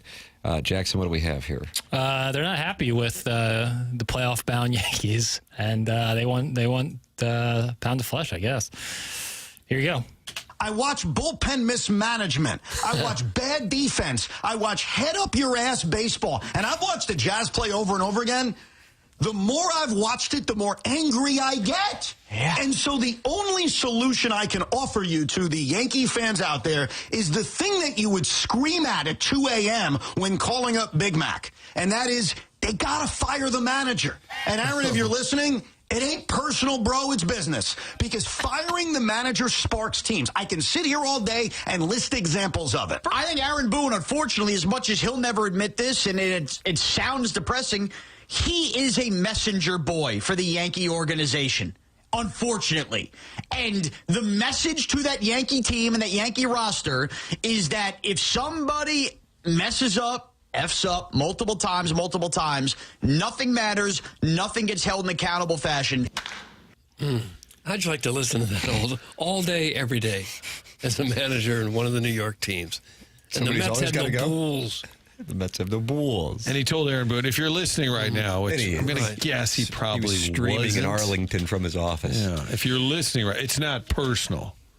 It's not personal. No. The Yankees are 61-54, 6.5 back of the Blue Jays in the American League East, and they currently occupy the third wild card spot with a 1.5 lead on the Guardians and the Rangers. Doug, I know a lot of St. Louisans love Kansas City. The Royals are still in the mix. They're 4 back of the third wild card, even though they're below 500. Yeah, they're not having a season really any better than the Cardinals, and yet there's probably a whole different vibe there than there is here. I think they're probably just focused on Mahomes and Kelsey. Could be. It ain't personal, bro. It's business. And you are who to decide? Well, he works with Tiki. It's Evan and Tiki. Okay. All right. Although they might be getting booted because Carton's show got canceled, and they'll probably bring him back to WFAN. At least that's what Andrew Marchand says. It is kind of amazing how virtually all of us in talk radio know more about baseball than all of the managers currently working in the league. I think the thing that is the advantage for us is we're not inside the clubhouse with them and didn't play the game. So we see it from a different perspective. Correct. A perspective which is we don't know what the hell we're talking about. But, Tiki, are you coming back to football because you miss it, or are you coming back to football because you just had a big failure in broadcasting? See, that's rough. That's a rough question. And the conversation continued at that point? Mike, your question is leading. And, you know, a lot of people will say that you don't do a good job at what you do because you badger your viewers, your listeners. You badger your interviewers. Tiki, that's ridiculous. That's subjective. I have a tremendously successful broadcasting career for a quarter of a century. Okay. All right, fast forward to next week. John Mozeliak is our guest to talk all things Cardinals. Mo, are you leaving because your contract's up or because it's been a tremendous failure the last couple of years? I've got a podcast that's in the top 50 in every country on the planet. Doug, we chose this career. Yeah, we don't yell enough to be able to work in New York. Do you think at Mizzou journalism right now, the kids like, I got to run, I got a class. What do you got? Yelling 101. I've got hair that people would die to have. Who said that? Don LaGreca. I'm a Don LaGreca lemon. There's always a LaCreca. Isn't there like a Sal and a Don? You played like some audio the other day. It was a guy named Sal. Sal Licata. Yeah, Licata, LaGreca. We got all these. Hey. Oh, no. You started with the I was just saying, like, it's not going to be easy for me going home tonight. And that's got nothing to do with the fact that my wife is taking the boys to Six Flags. Oh, really? You spend all day there? Yeah. They'll probably be all tuckered out. No, that is not the way. Tell you what, why don't you go meet him after 11 o'clock? You know, it's funny you should say that, because after I was done cooking up some barbecue on the griddle last night, Doug, you like that griddle you were talking about earlier? Yeah, it's okay. She goes, we're not going until noon, so I guess... Yeah, you can go. And I go, ooh, hey, guys. Yeah. Well, Martin said there was onboarding 2.0. You start texting me, can I please come on Movie Boy or something? Yeah, Movie Boy. Jackson needed some help with Movie Boy extras. Ladies and gentlemen, Martin does have onboarding. Then there's onboarding 2.0 today. They always do that on Let your wife know you're invited to 2.0. On the 7th of the month is onboarding 2.0. 10 o'clock hour coming your way, which includes the Design Air Heating and Cooling email today. Email in to win Stiefel Classic tickets and VIP parking for the prize today. The morning after at InsideSTL.com. This is TMA presented to you by Brown and Crouppen on 101 ESPN.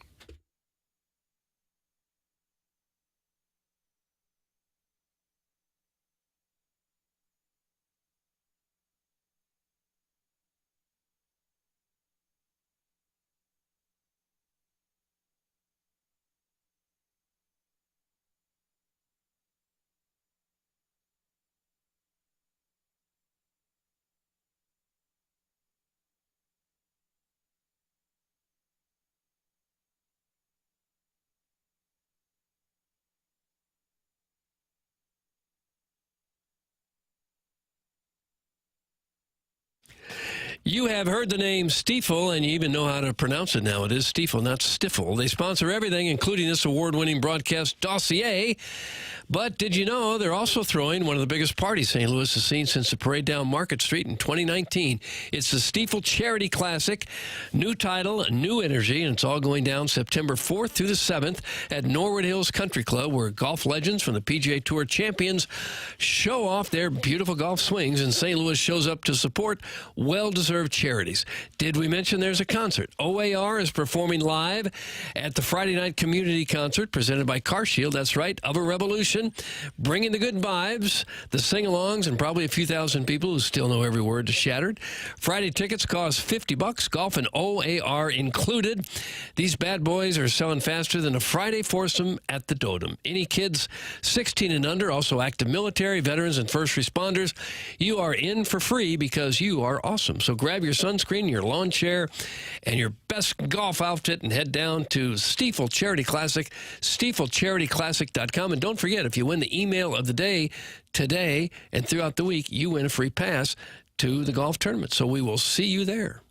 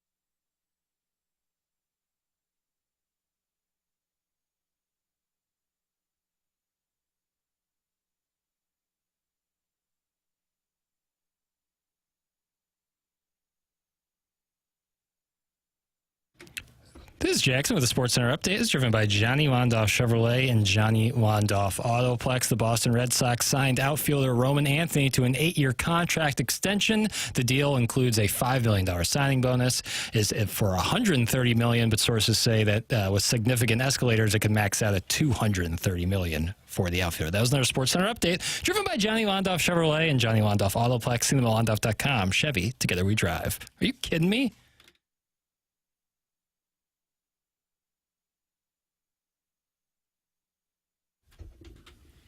Now, Doug, it's Rockwell, but this is Michael Jackson here doing the chorus. Seems like it, yeah.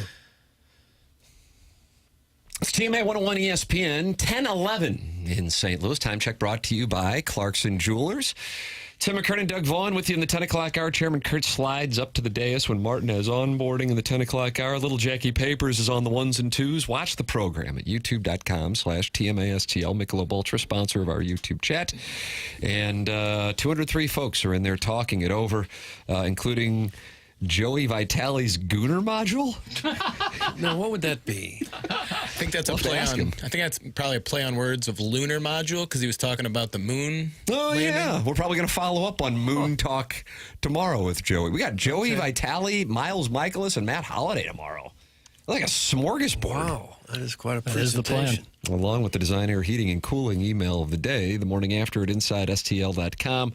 That is coming your way today at 10:45, and we're giving away tickets to the Stiefel Classic along with VIP parking for our Design Air Heating and Cooling email of the day. 100 West Dental is located on Manchester. It's in Baldwin. It's Dr. Brandon Pryor and his team.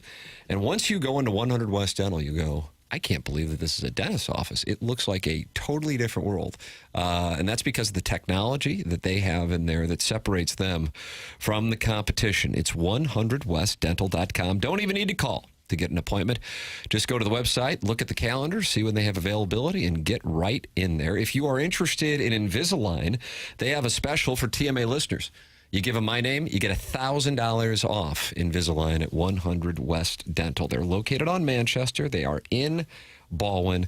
And if you don't have dental insurance, that's not going to be a problem. The membership plan aids in the cost of dental work for those who do not have dental insurance. It's 100 West Dental at 100westdental.com. What happened to the Mo interview? That's from Park Steak. Don't scream next at week us like that. Mo will join us next week. Yeah, Martin did talk about that yesterday, but Doug, I realize listeners, they cycle on, they cycle off. And while we're grateful for the listeners who are able to listen for all 4 hours, I realize not everybody can, but John Mazalek now is going to be with us next week, and we're just going to scream at him. I think we should, yeah. It's just what you do. Is to show that we're smarter. You don't just get to ride off into the sunset around here. Not through this program. Maybe some towns... Maybe through some media people you could do that. Yeah. This isn't UW Whitewater. No, this is the big time here. Has anybody watched Netflix's SEC football documentary, which was produced by the same people who did Full Swing? It debuted... What was it, 2 days ago? 2 days ago, that's correct. I've yet to see it. I really want. I'm very much looking forward to that. I want to watch it as well. So I gather nobody has here on the dais. No. I want to watch. I want to watch that. I'm anxious to see what the angles are that they take. I don't know how much Missouri will get, even though Missouri played in 4 of the most compelling conference games last year. So this is all from stuff from last year, much like Full Swing and Drive to Survive. That's correct. Yeah. And then Hard Knocks with the Bills just debuted. That's still Max. Yeah, that's still one of the most impressive TV production feats ever, that they can turn that around. It started, I think, in 2001. Yeah, with the Ravens, right? With the Ravens. And Todd Heap, Doug, was that Todd Heap? He was a tight end? The golden receiver? That's right. That's where Saragusa became a star, right? Is through the Hard Knocks. Yeah. And became well-known, now, of course, was in Sopranos. And then he was on the Fox broadcast team, and he would stand under the uprights with an untucked shirt and just kind of wander around the sidelines. Yeah, that was odd. How could he see anything from there? Hello, lads. You chumps make my day every morning, even during the August dead period for sports. Love you. Bye-bye. That's from your mom's lesbian lover. That's really a nice sentiment. Oh, how about this from Larry Thornton, big Mizzou fan, too, former KSTK sports producer. How about this? Missouri declined access. They are not in it at all, other than from the angle of the other team. Huh. I wonder how I many. had not. That's and then Larry Thornton knows his stuff, so he uses his real name. I know he. So this isn't. I'm seeing a story from the Columbia Missourian back in December saying Mizzou wouldn't participate. Were they the only? I'm crowdsourcing here, Chairman, but you have an article I'll up in front of you. No, I have it. Who else did not participate? Alabama, Wow. Oklahoma, Ole Wow, Miss, wow, wow. Texas, and Georgia. Wow, what? It So we're seems right like there there's with not the going to be Blue much. Bloods. It's going to be a lot of Hail State, I guess. Well, Doug, Hale State and their coach. So they thought they had a good idea for a program, and then they got turned down by all the programs they wanted to go in and do stories on. I mean, what is there to Diego Pavia will probably have some run in that. Actually, that's a fun, interesting story. Guys, Missouri's a meat and potatoes program, not a Hollywood production. That's from the Amateur Proctologist. The trailer features LSU's Brian Kelly, South Carolina's Shane Beamer, and Texas A&M's Mike Elko, 2 of the 3. Oof. It also takes an introspective look at DJ Lagway, Graham Mertz, Garrett Nussmeier, and Diego Pavia, as Chairman just mentioned.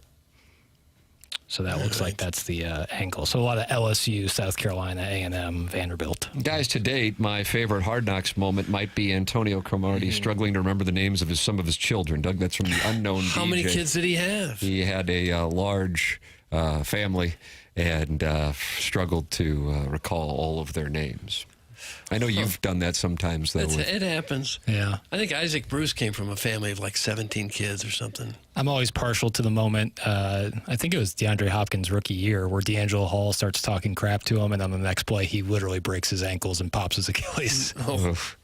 A reliable source of information that Larry Thornton is. Where is Wingo going again? That's from Kwame Boyukas the God, he's still wearing that? Call back to Larry Thornton saying, what did he say? He was going to Missouri? Yeah.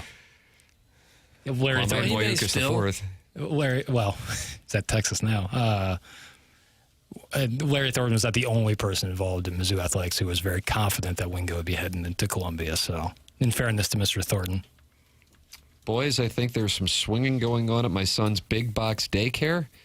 There's a parents' night out coming up, and there is a, quote, group getting together for apps and cocktails over at Barb's house. I'll be boots on the ground, and we'll report back to you. Doug, that's from caller Buzz, who won the June 2023 TMA Listener of the Month, and he is boots on the ground for us. Love that term. They have big box stores now that do daycares, and then Barb hosts these app parties. Parents all get together. Like Menards presents preschool. There's a lot of room for preschoolers in there. Someone texted in earlier, the Waffle House on South Lindbergh is a pony right now. Oh, I doubt it. I doubt it is. we need boots on the ground there. You guys see this story about the Denmark Zoo asking people to donate their small pets so the predators can eat a more natural diet? Wow. And I'm wondering, would you donate your gerbil? Crap. Oh, my gerbil? They want like guinea pigs and gerbils and hamsters and small pets. And they need people to donate them as opposed to just going to people to donate. Like, yeah, that's really odd. Like if really strange. If the St. Louis Zoo put that out, you'd be like, what? You would think it was spam. My first thought was dogs and cats, but I don't think that's what they're asking. They're asking for like rabbits and they'd like you to give up your gerbils. Round up your gerbil, your lemmings. You could get some lemmings. Yeah. Email in with your pets the morning after at InsideSTL.com for the Design Air Heating and Cooling email of the day. The program's called TMA at Arizona 101 ESPN.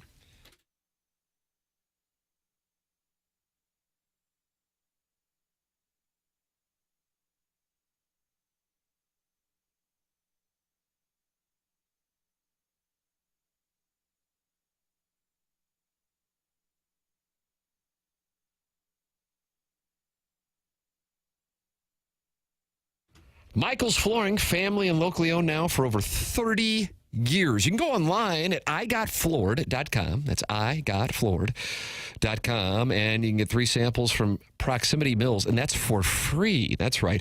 Michael's passion is flooring, and that is why they have been family and locally owned and operated for over 30 years. Just come in and talk to them, and you're going to see the difference at Michael's Flooring.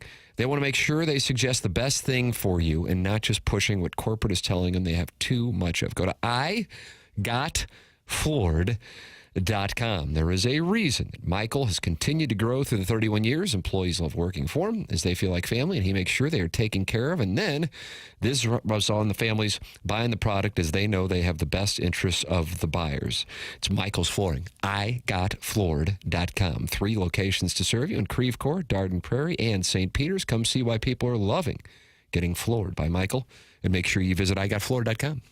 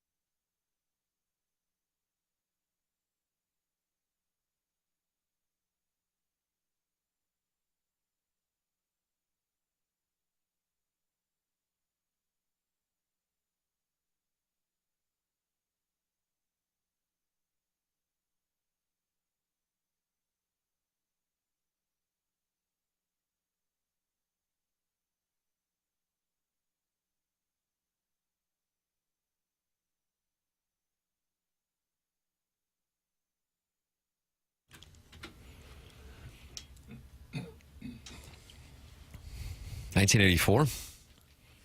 It says here 82. The hell it does. The hell it does.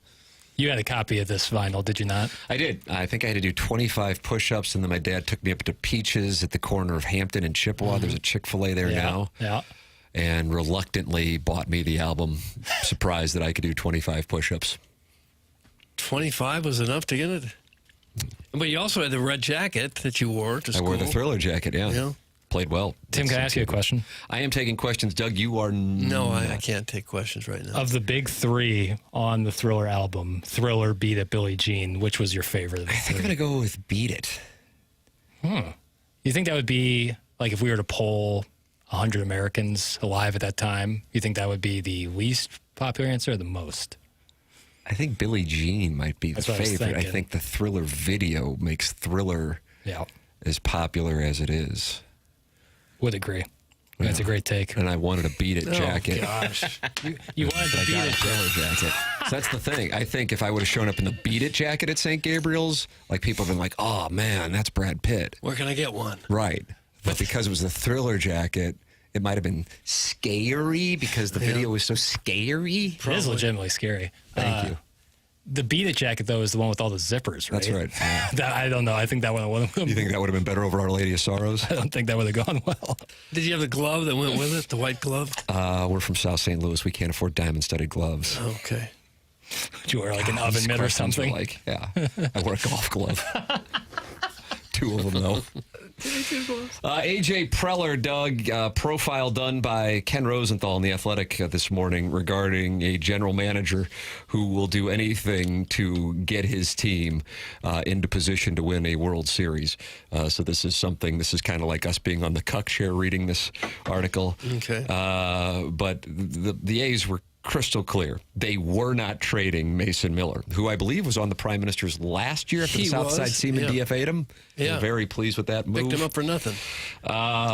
So how then did the Padres come away with Miller? And even though this isn't something Cardinal fans can relate to at this particular moment, here is how Preller pulled it off. He cited 2 factors: a constant communication that his assistant GM Josh Stein maintained with the A's, focusing mostly on left-handed starter J.P. Sears. Initially, a little bait and switch. Hey, we're interested in Sears, so let's keep talking. And they did get him. And then the A's realization that the Padres system was strong enough to build an acceptable deal, one that would include Law's number 13 prospect shortstop Leo DeVries, Leo DV, and attractive young pitching as well. The A's GM, David Forrest, told reporters when the Padres suggested they were open to including Leo, that's kind of when this deal got serious. And Preller said it was actually the A's who proposed a deal, including DeVries, a few days before the deadline, telling the Padres, hey, if this is something you want to do, then this is the structure.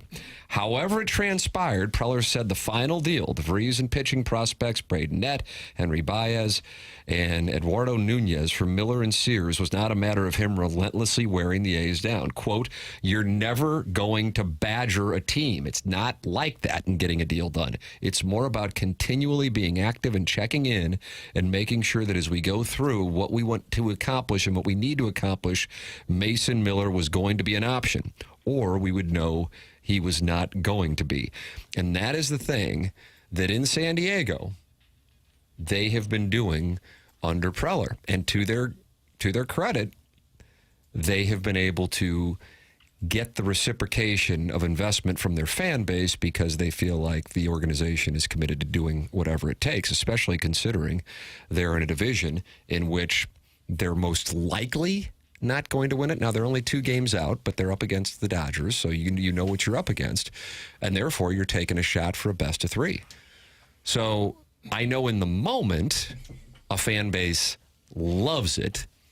The question is, are you moving chips in, and then in 2028, 2029, you're going, oh, crap.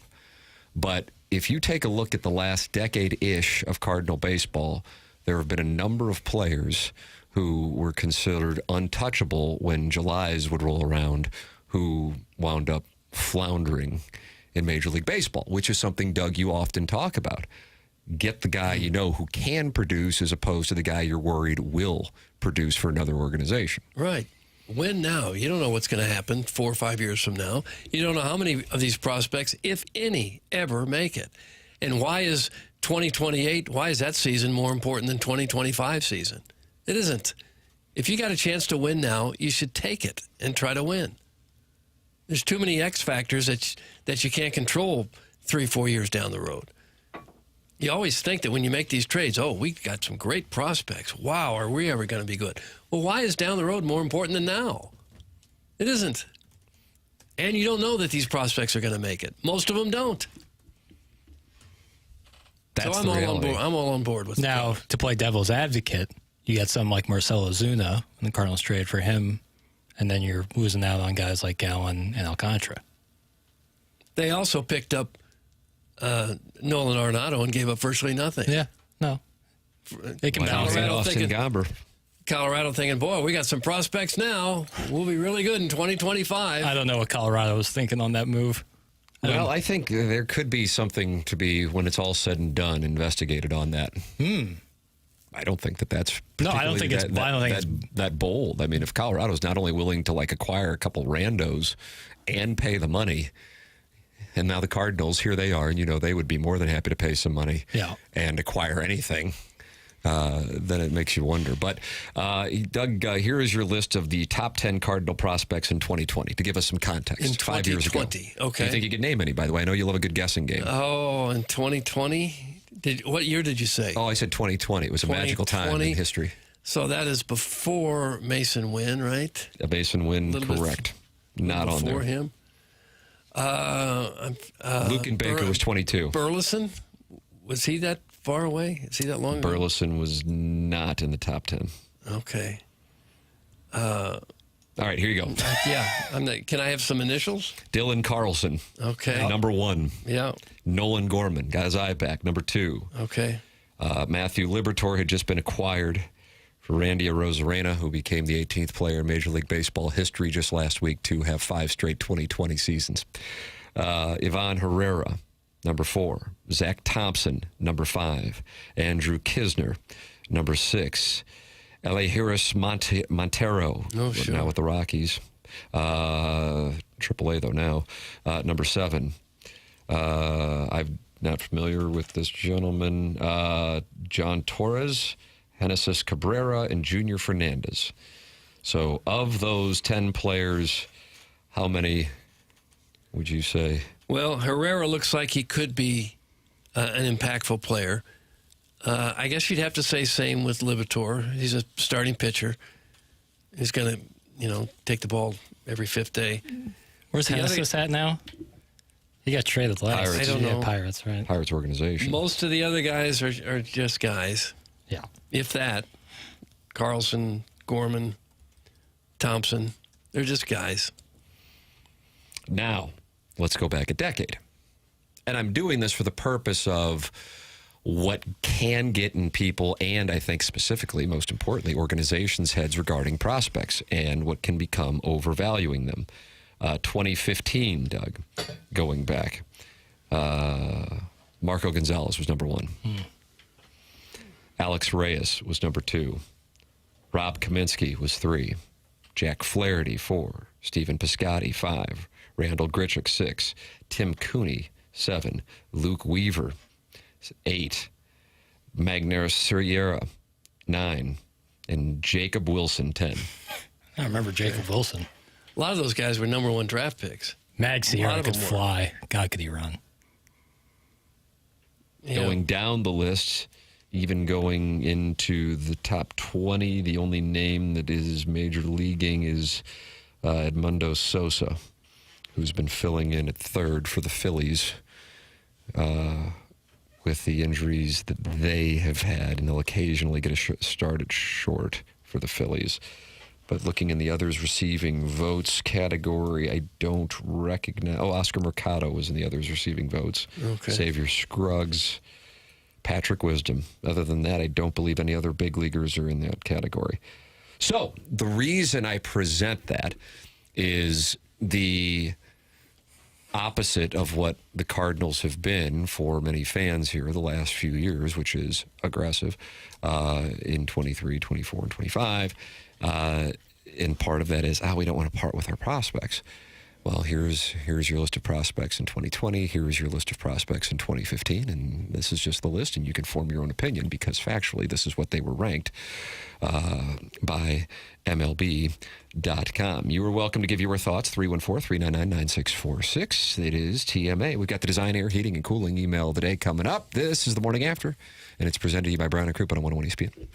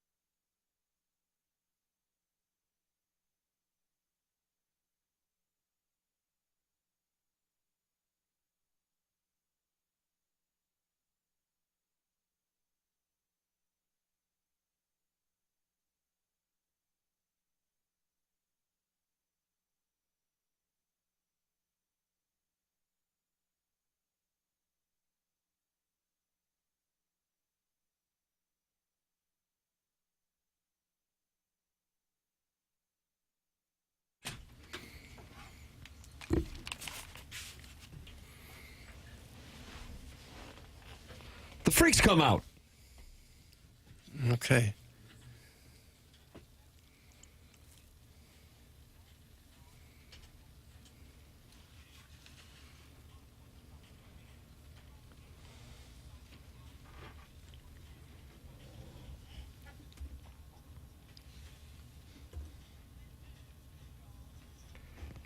Ba ba. This is a banger. This is not much of a banger. The freaks come out. Okay. John Denton with this report. Nolan Arenado's path back to the Cardinals will take him through Jupiter, Florida, to play golf. I was about to say medalist. Medalist in Grove. Seminole. See if you can get on Seminole. Arenado, who was placed on the 10-day injured list on August 1st with the right shoulder strain, will report to the Cardinals complex in South Florida on Friday, in parentheses for a member guest, where he will resume strengthening drills and batting practice sessions. Ali Marmol said. Arenado will be working to strengthen his injured right shoulder while also trying to regain his timing at the plate and with his wedges. So, couldn't they do the strengthening in St. Louis? No. Don't they have weights and a workout room Lifetime here? Fitness is such a meat market that they have to. Really? They don't have their own weight room at Busch Stadium? And there aren't no place to take people in batting South practice? Florida, so they got to. Yep, that's the deal. They've got indoor batting cages and they got a whole stadium. We don't make the rules, where they can Doug. hit Yeah. and lift weights. I read what's in the teleprompter. Okay. Meat market. So it's that much of. I go there all the time. It's not a meat market. You got to go with the witching hour. You're a 25-ounce fillet there, my man. I don't think Yes, so. you are. 25-ounce fillet. Boy, you better pack your lunch. Isn't that what John Candy ate in the That's Great Outdoors? a cattleman's cut there. That was the old 96er, wasn't it? Bone in. And it was a 96-ounce steak, wasn't it? Yes. It's like the size And he polished it off. I'm not surprised. Why bring Arenado back at all this season? That's from Kurt's former coworker. Because you're paying him. Might as well. And that's what Ali isn't Marmol it said really yesterday. kind of strange that you would send him down there as opposed to here? We don't have coaches here. We don't have strength people here. I guess one could make the argument that the coaches are busy with the actual ball club, not with the development of someone individually. I'm just trying to play devil's advocate. I have no idea why they would do this. I guess.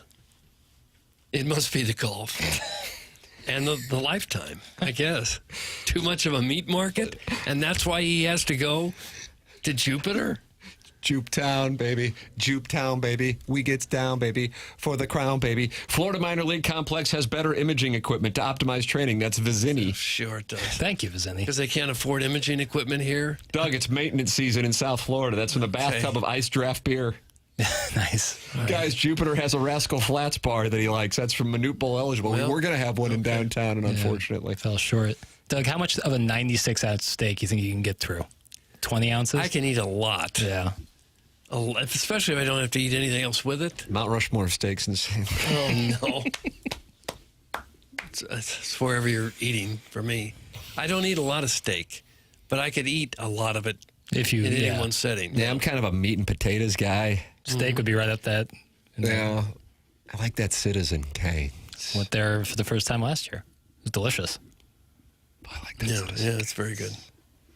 Tucker's is always one of my favorites. Why don't I get some carryout from Citizen Kane's while we watch Human Centipede tonight? Ugh. And Human Centipede is about, he said it's an insect documentary? It's about augmentation. It's about augmentation, Doug. I would say it's about amateur surgery is something you don't really want to get involved with. Nah. Shot at BBLs in South Florida. That's Well, I like think if at least you they're licensed. If you get shot out in the wilderness somewhere. Shot into the sun? You might have to You do need some amateur surgery. Do they do carry out at Citizen? Can you call them up? Like a steak and potato to go? I don't know. Probably would. It would take away some of the charm of it.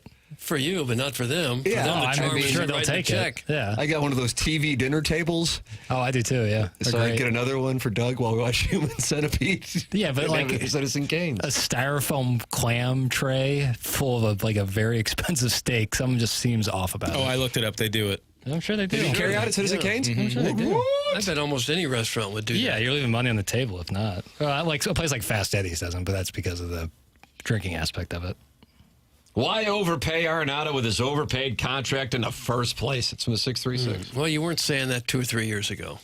you were saying, boy, it sure is nice that the Cardinals went out and got this future Hall of Famer, and he's having a couple of huge years. Now, on the downside of it, this is what you get. Mm-hmm. It happened quickly. Mm-hmm. Very quickly. Did it ever. Hey, we got the Design, Air, Heating, and Cooling email of the day coming up the morning after at InsideSTL.com.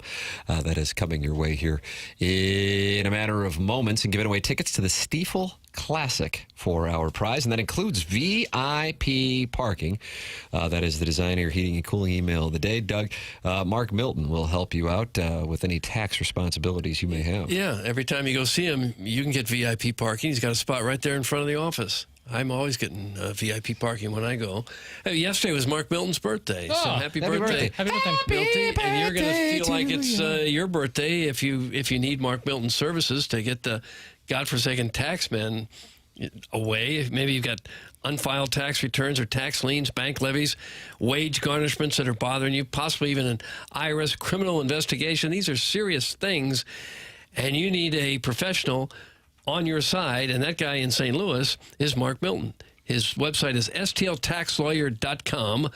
Mark Milton and stltaxlawyer.com provide a local and holistic approach to tax resolution. He earned his accounting degree at the University of Illinois, #1 accounting program in the country, law degree from St. Louis U, and now he lives and works right here in the St. Louis area. Started his legal career with the Department of Justice Tax Division in Washington, D.C., where he actually represented the IRS in tax cases throughout the country and received the DOJ's Outstanding Trial Attorney Award. This is a big-time guy, and now he helps individuals and businesses right here solve their tax problems. So if you've got any kind of IRS issue, contact Mark Milton at stltaxlawyer.com today. You'll be saying, no, I am not guilty. Yes, I am with Milty. There it is. Remember, the choice of a lawyer is an important decision and should not be based solely on advertisements. Mark Milton, longtime sponsor here on TMA. Design, Air, Heating, and Cooling email today coming up next. This is 101 ESPN.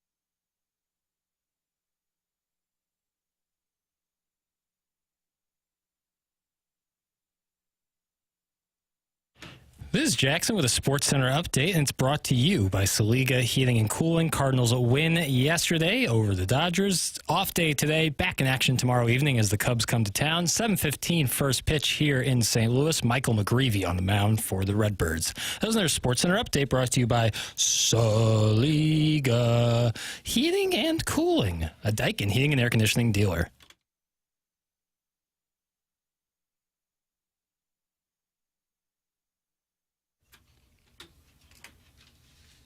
Like this one, Doug?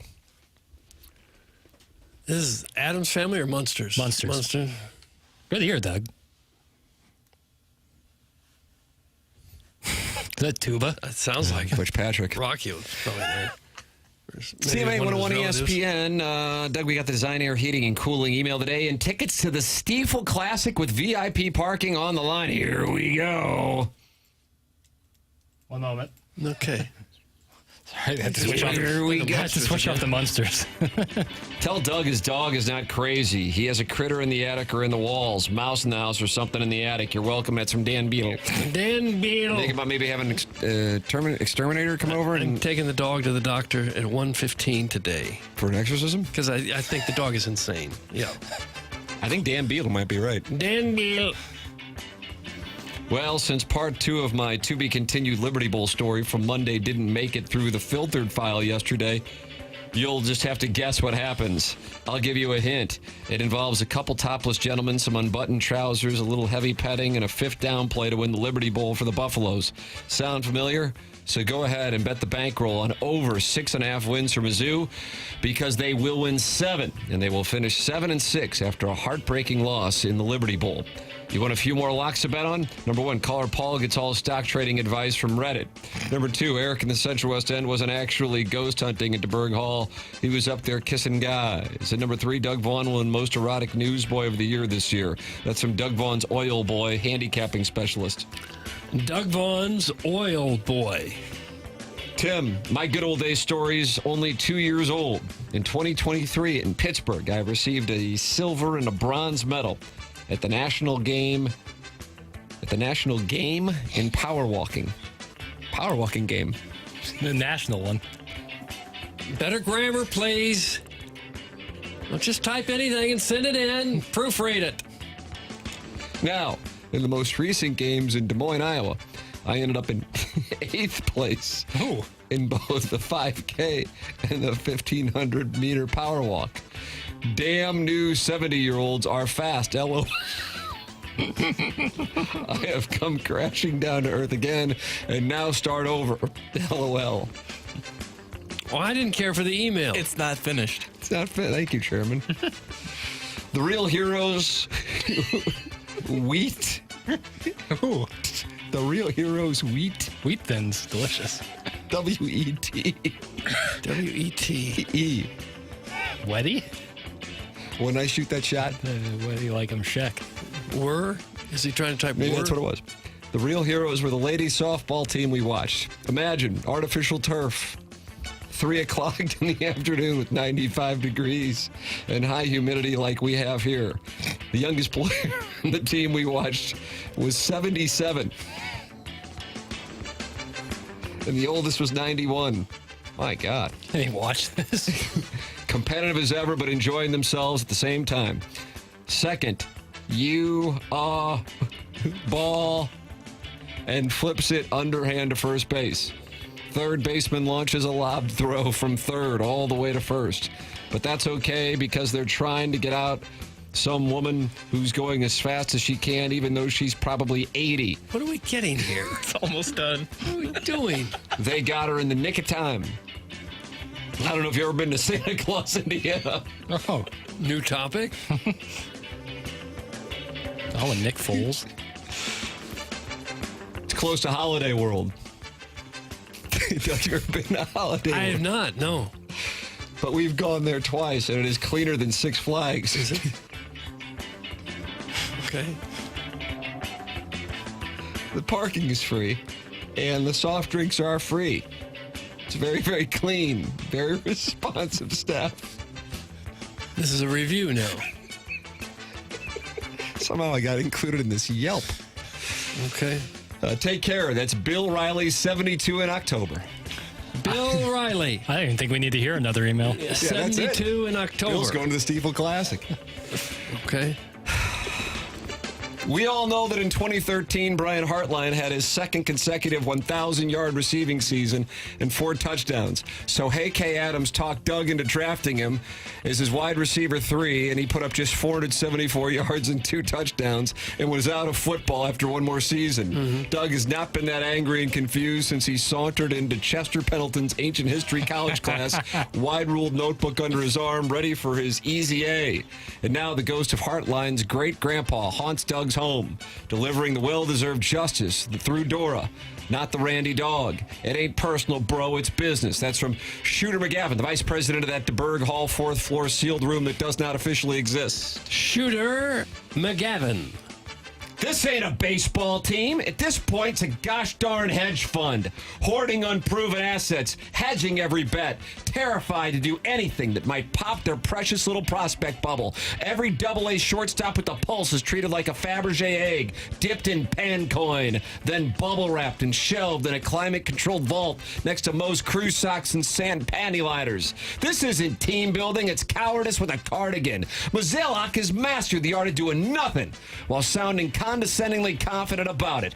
We like our internal options. Translation, we'd rather finish 9th in the Central than risk giving up a kid who might be our 7th best infielder in 2069. Meanwhile, the rotation's a revolving door of gas cans and ground ball prayers, and the bullpen makes the YouTube chat look like upstanding citizens. They treat their prospects like Iggy treats his relationship with SGO Kai's underage girlfriends. Not ready yet. Give it time. You'll see. But in the meantime, the big league product has gone staler than email the day competition since the move to Hubbard. It's like watching a boutique startup that forgot to sell anything, but this front office would rather flush good seasons down the drain than part with some 19-year-old who once hit a triple off Bernard Gilkey in the Main Street Civil War reenactment celebrity softball game back in 2002. Did you go to that? Probably. It's been a great read so far. Did. The clubhouse is stacked with pitchers named Dakota, Dallas, Bryson, Brixton, Lynn, and Jet. Not a fastball over 93 among them, but plenty of leather dop kits and Pit Viper sunglasses. Get the hell off your spreadsheets and make a move. I'm done. I'm a River City's Rascals fan now. That's from Sinatra, Something Something Cement. Sinatra, Something Something Cement. And finally, ours is the type of presentation where a divorced dad who badly needs the audience to understand he's been a super fan longer than they have feels free to drop in at any time and deflect attention away from his family's embarrassing performance. I believe this is Buck Swope's response to Beer Cats we're reading. Seems like it. Now, if my ex-wife and kids started participating in this cesspool of a presentation, I'd sit a few plays out and get back to sleeping with hot wives and living my hashtag best divorced dad life. But Beer Cats chose to come at me. Chairman Kurt, Movie Boy, and that guy who texts in using the name of Plowsy's old middle school teacher who got busted for running junk from Chicago to the plowland. Beer Cats objected to my use of the term dweeb, which in fact was an homage to the SNL sketch Geek, Dweeb, or Spaz. Google's AI defines dweeb as a person who is socially awkward, uninteresting, or foolish. That's the bulk of the TMA callers. Geek is defined as someone with deep, often technical knowledge and enthusiasm for a particular subject. That's the TMA emailers, myself included. Obviously, Spaz applies to the TMA texters. For the record, I don't have a server with 20 years of shows cataloged. I just have a weird memory. Also, I'm too pressed for time to participate in the show like I used to. The only thing that keeps me emailing in is to roast the parade of dweebs who call in.